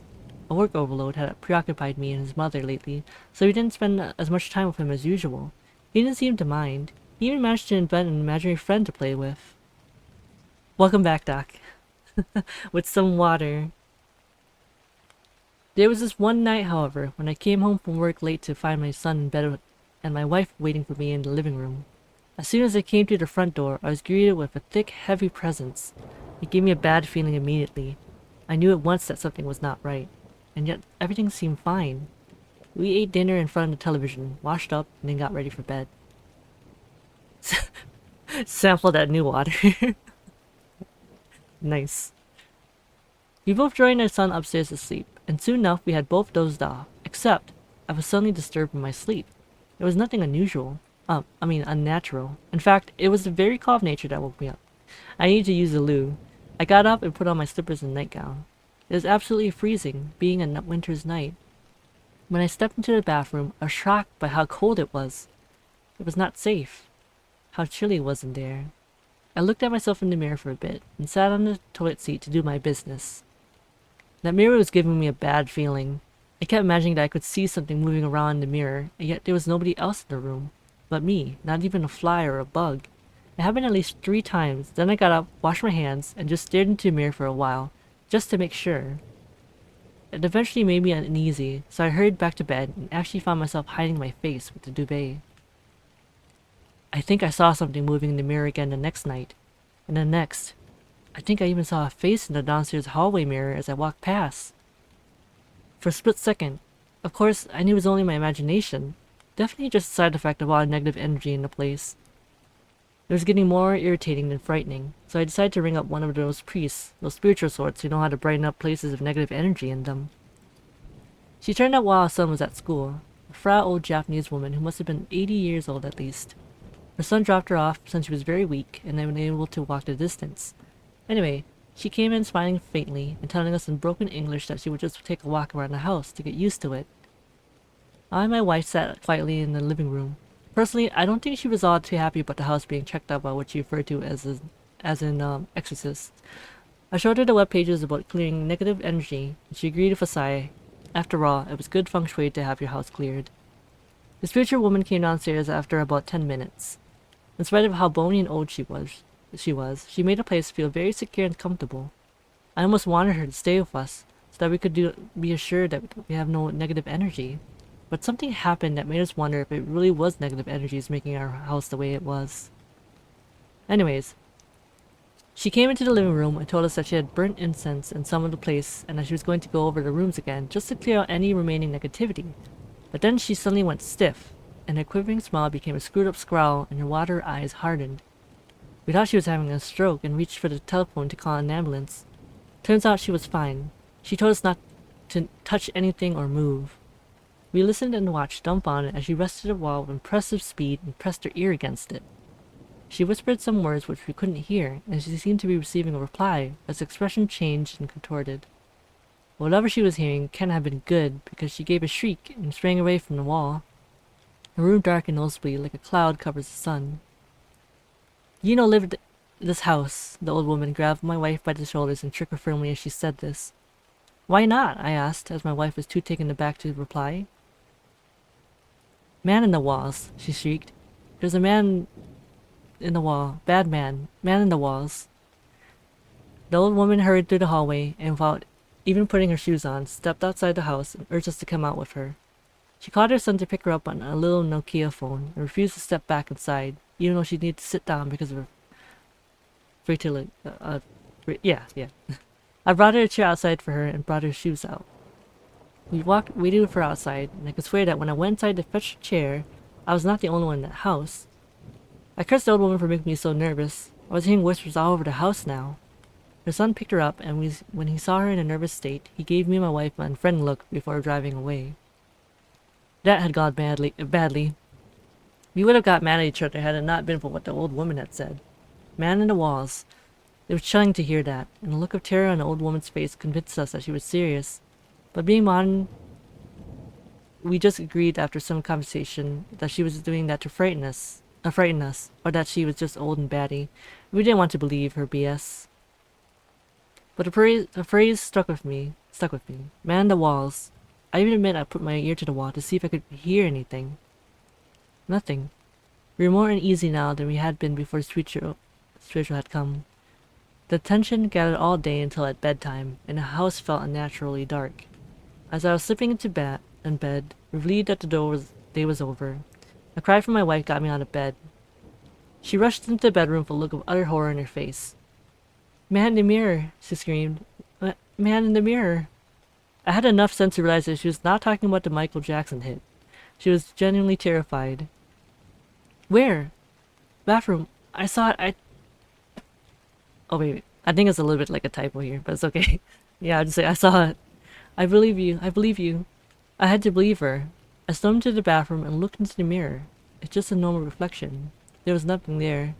I stood there for a while. Then I began to cry. What's wrong with this bloody place? Man in the mirror, tell me, is there a man in the wall? No, there isn't, my wife comforted me. It was my imagination, I'll bet you. It's just that old woman coming in here and telling us all this mumbo-jumbo about men in the walls. It's nothing at all. What the heck have I been seeing? This place, it feels wrong. Just wrong. Oh, nothing, don't worry. There's nothing here. There can't be. Let's just get some sleep. That's what you need. Sleep. I was too tired to carry on with this. I forced myself to believe that there was nothing funny going on. I didn't convince myself. We went to bed and I was about to turn out the light when my wife told me something that made me shudder. You know, Daniel, our son, has been saying some weird things lately, she said. Like what? Well, it might just be a coincidence, but what that old woman said about a man in the walls, it seemed to fit with something that Daniel has been talking about. Oh, really? Do you know anything about his imaginary friend? I chuckled. Well, I know that Daniel spends an awful lot of time with it. What does he call it again? Wallman. Oh, yeah. Oh, I just realized just then the creepy connection. Wow, man. Daniel has been saying things about his friend. He told me the other day that he's got a round face with black eyes and a big smile, and he's really thin so that he can fit in a wall. I found it cute at the time, but now I don't know. I got the biggest chill I had got in a long time. Well, there's more. We were in the park, just me and him. Nobody else was there. I asked him if he wanted to invite Waman for a picnic. He said he couldn't. He told me that Waman is only in our house and never leaves. That one made me laugh a bit when he told it to me. But then he gave me the serious worried look and said, "Don't laugh, Mommy. Waman doesn't like you and Daddy. He hates you. He says he only likes me." I shuddered and took a deep breath. The air suddenly felt colder and more hostile. "You know," I said to my wife after a period of silence, "I really do think we should move out. I don't know if it's just a bad feeling I get about this place, or if maybe that old Japanese woman was right. The stuff is creeping me the heck out. I don't think I can sleep now. I don't feel safe." Nevertheless, we both managed to sleep after a bit more conversation on where we could move to. I had dreams. They were mostly just plain random dreams, but one thing stuck out as different. I dreamt I came home to find the house empty. I called to see if anyone was home and turned on a few lights. I noticed very vividly that there was somebody standing in the living room. It was a man's figure, very lean and about the height of a child. He was facing away from me. I could tell, but the light wouldn't turn on in that room, so I couldn't see any more. I think he was naked. In my dreams, I called out Daniel, but I felt soon that that was not my son. I was scared of this figure in the living room. The dream ended there, and I woke up. I blamed all the weird events that were affecting my sleep. I managed to get some shut-eye after that. No dreams this time. It was Saturday next morning, so we had a bit of a lie-in. "I'm getting the kettle on. How many sugars would you like?" I asked my wife before going downstairs to the kitchen to make some tea. But as I waited for the kettle to boil, a voice caught my attention. It was Daniel. He was raising his voice. I found him looking up at the mirror in the downstairs corridor in a heated argument with somebody. "No, if you don't say sorry, I won't be your friend anymore," he cried. "Hello, Dan, you alright there?" I called to him. He ignored me alright. "We're gonna go to bed? Okay, that's okay. Thanks again, Goofy, for the raid earlier. I have a good night. Sleep well?" "Yeah, take care." "No, no, no," he shrieked at whoever he was speaking to. "Oh, what the?" Thanks for the gift sub, the Goofy Doc. Enjoy my stories? Yeah, this is my last one. It's like almost like, oh yeah, it's like 12 now for me. Oh my. Oh my. Murdered right before sleep? Oh no. Thank you for the hydrate, Doc, Mocha.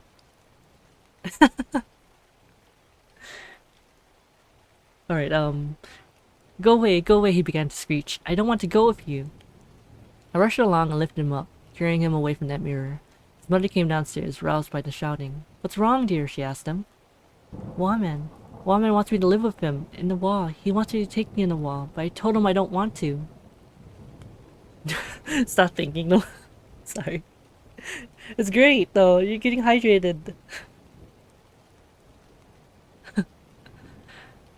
"Oh god," I muttered, handing him to my wife, my voice shaking. "I can't put up this BS any longer. Waman, where the heck are you? Come out." I had never spoken in front of my son like that before, but he didn't seem unsettled. He seemed glad I was angry at his imaginary friend. My wife took him upstairs while I raged on for a bit. "Right," I said when my wife came back downstairs. "We've got to get rid of these mirrors. They're creeping the poop out of me." Need a water to go up big and strong? Yeah. It better not be like contaminated water or something. Alright, it's okay, it's fine. No, it's not fine. It can't be fine. It's like they're portals or something. Like there's evil coming straight out of them or some crazy stuff like that. "Okay, okay. We need to stay calm," she assured me. "Let's just get breakfast sorted and then we'll see how things go." It's like those, wait, like those dinosaur eggs they used to make you put in the water. Wait, I don't remember that. Huh. We had breakfast in silence, and after a while it all seemed okay. And then something happened that was amazing. Nothing. Nothing at all. There wasn't even a weird feeling of anxiety anymore. It felt like a normal home should. Weirder still, the next day was fine too, and nothing dodgy took place overnight. We kept the mirrors. I hadn't been entirely serious about throwing them out, I had just been stressed out. Then a whole week went by, and it was Sunday again. Without a single weird thing happening. Our house was beginning to at last to feel like... No, wait, hold on. Our house was beginning at last to feel like a home. We had less work, so we spent more time with Daniel, and he seemed to forget about his imaginary friend, which was actually a relief to us. The imaginary friend had seemed like something else. It seemed wrong to be coming from the imagination of a 4-year-old. We thought everything was going to be fine, but then something made us think twice. Yellow mold had started to grow in circular patches around the house. The patches were about the size of footballs, and they gave off a rotten smell. We decided to leave it be for a while, but the patches turned up suddenly in more places, and they were too ugly and stinky to stay. We called in a man to investigate and sort out the mold problem, and while he worked, the 3 of us paid a visit to my parents-in-law. We got a call from the man dealing with the mold at about 8 o'clock in the evening. He sounded troubled, and he told us to come home quickly. We were very agitated throughout the car journey, and when we saw policemen standing around our home, my wife looked as though she would cry. A tall, fat policeman stopped us in our tracks as we made our way towards the front door. "Stop right there, sir," he said. "I highly doubt that you and especially your wife will want to see what's been found in your home. You ain't suspected. Don't be afraid. I tell you, mate, it's ghastly." He took off his hat and breathed out with disgust. "Mommy, Daddy, what's happening?" Daniel kept asking, but we just led him back to the car. I went back to the policeman and the inspector came and told me I could come in. I went in to find that there were patches of mold. I went in to find that where the patches of mold had been, there were holes in the wall. Men in uniform and masks were carrying small objects and plastic bags out of the house. The mold specialist was sitting down with a cup of coffee on his sofa, his head in one hand. He seemed deeply troubled. I looked at him for a while and thought it might be better not to ask him what had happened, but I didn't need to. "You ain't seen what you had in your walls yet?" he asked. He asked me, his eyes bloodshot. I ain't never done a job like this one. Bloody shocking. "What was in my walls?" I asked, my voice shaking. "Tell me, please. I can't bear it anymore." "I can't tell you myself, mate. Bloody shocking." Suddenly the world around me became a blur, and I collapsed on the ground. I came to my parents-in-law's house again. Had it all been a dream? No, it was now 2 in the morning. My son and my wife were upstairs. They told me the inspector was waiting to speak to me. "What happened, Inspector?" "What was there in my house?" I asked, as patiently as I could. "Now, don't take me the wrong way, sir. We're not accusing you of anything. The things we found date back at least a decade, judging by the state they're in." "What did you find?" Then I was told, once I had promised to remain calm, that behind each of the 16 patches of mold, the bones of a small child had been found curled up inside the walls. The children were all between the ages of 2 and 5, and were recognized as children that had gone missing in the area over the past 30 or so years. Now hearing that shook me about as much as it would shake anybody in my position. There was something else in the walls of that house, something evil, and had things happened differently, it might have taken my son to the wall like it had those other children. I and my wife still haven't gotten over our experiences in that house, although our son seems to be indifferent to the whole thing. He never got told about the children on the walls, and hopefully he never asked, so we won't have to tell him. He never mentions his imaginary friend Waman, and he seems happy enough in our new home, as do all of us. I don't want to tempt fate or anything, but our new place seems just right. Nothing weird going on in here. But one thing bugs me, and I don't think it'll ever stop bugging me as long as I live. I still don't know what the heck it was in our house. I refer to it as Waman because the name makes it seem less frightening. But I can't get over the fact that I have actually had contact with a paranormal entity. I'm guessing it's still there in that building. Fat chance anybody wants to buy that house now after Discovery made the local headlines. There's one more thing. A few days after he made his dreadful discovery, the mold specialist arranged to meet me at my workplace. He seemed deeply disturbed and told me that he had something dead strange to show me. It was a picture he had taken on his mobile phone on the day he had been at our house. There was a picture of the mirror in the corridor. Although the quality was a little grainy, a face could be seen very clearly in the mirror. It just popped up at the bottom corner of the mirror, a white face with a wide, thin-lipped mouth and large black eyes. It had very clean, neat teeth. It didn't appear to have a nose or any hair, but perhaps it was just because of the quality of the image. It was grinning broadly, and its eyes were wide open. The picture was taken from an angle so that the photographer could not be seen, only the face and the rest of the room. Well, what scared me most about the face was the fact that it was there. It was actually there. Real photographic evidence of something paranormal that had been in my home all that time. Saw the guy in the mirror. I didn't know what the bloody heck it was, so I snapped a shot and ran out the bloody house. The man explained to me. He seemed shaken. Now I'm not sure why he showed me that. Perhaps he was frightened and just wanted to get it off his chest. Perhaps it was just fascinating or incredible to him.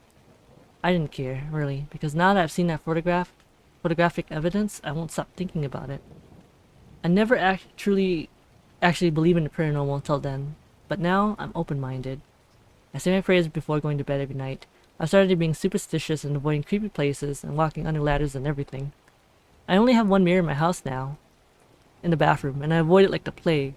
Not to mention that I practice methods designed to keep my home free of negative energies. My wife likes that, after all. It is good feng shui. And sometimes, only sometimes, when I'm alone at home and it's quiet, I press my ear to the wall and listen carefully. Then I look into my mirror for a while, just to make sure there isn't anything else in there. Perhaps you should give it a go too. After all, some houses are strange, and some houses have been there for a very long time. With enough time, I think things come into existence in empty places that shouldn't be allowed to exist. You may find that those walls that protect you from the elements every day are in fact home to something that you might need protection from. And as for mirrors, I guess they're like doors into the wall. They show you not only what's behind you, but what's behind them. Trust me, if you see any strange faces in the mirror, there's a possibility there could be something in your walls. Afraid? My advice, just brush your teeth quickly. And that's the end of it for that one. I like that one. It's a very classic one I read probably several years ago. But I think that should be it, because it is already almost 3 hours and 21 minutes. I want to see new friends in the mirror. Of course you want to, Doc. Not me. That would make me terrified. Not only is it mirrors, because yeah, I would consider them kind of for me it's almost like portals into another world, right? So it's a little bit creepy. Also, thank you so much for the hydrate, Doc Muka.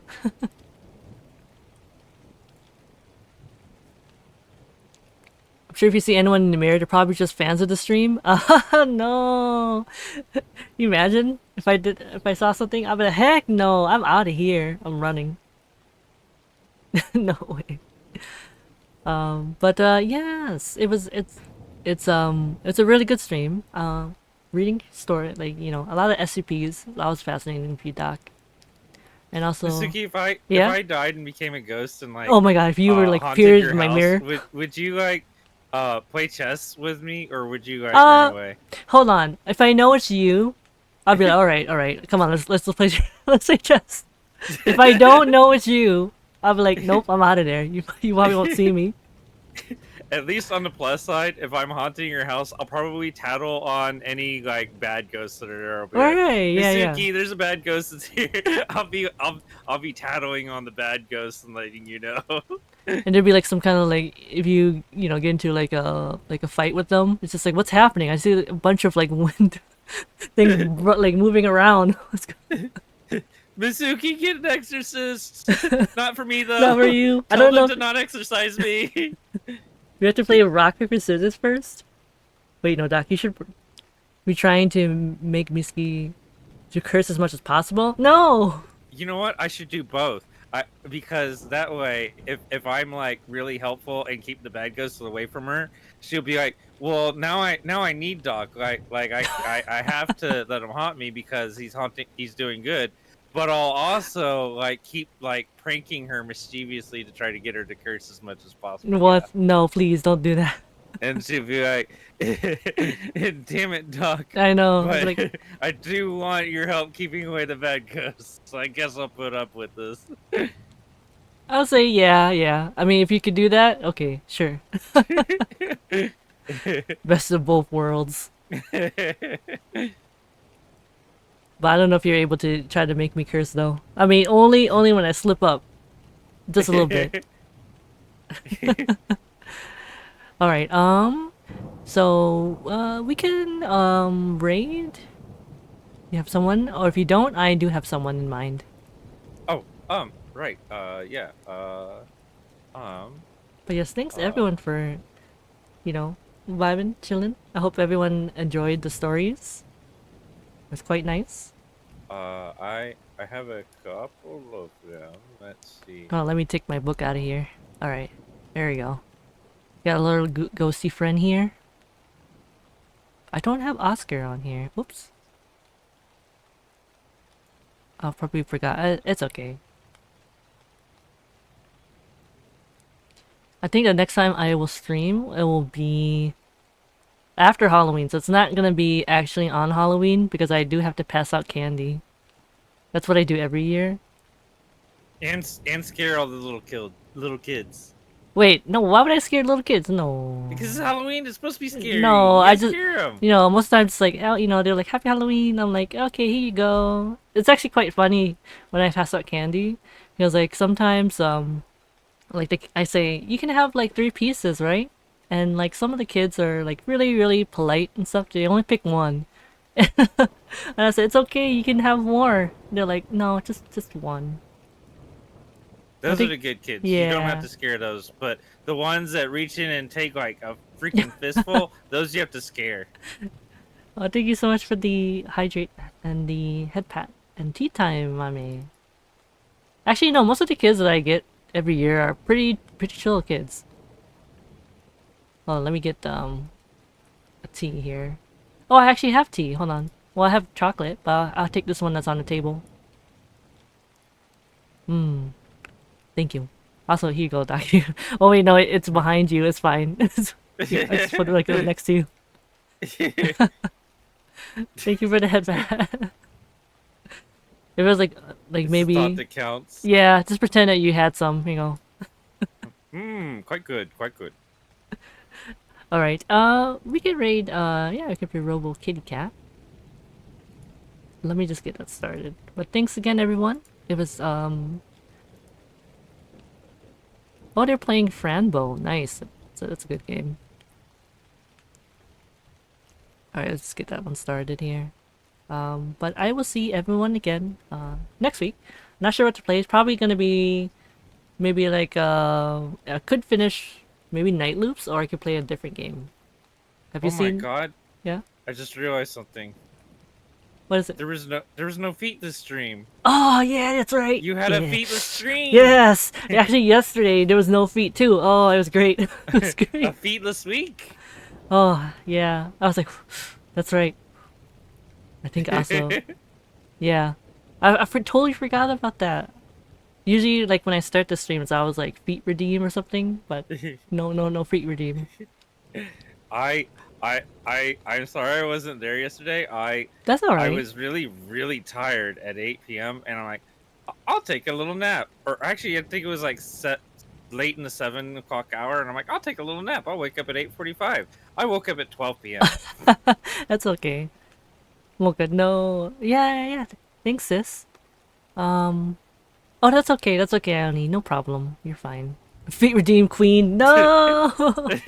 Before we go. Okay. I think it's about to like start soon. Okay. Thank you again, everyone. Thank you, Doc, for being here. We will definitely do again on the letter. We need to finish that game. Yes. Yeah. All right, everyone. Have a good rest of your week. Oh, gone. Ah!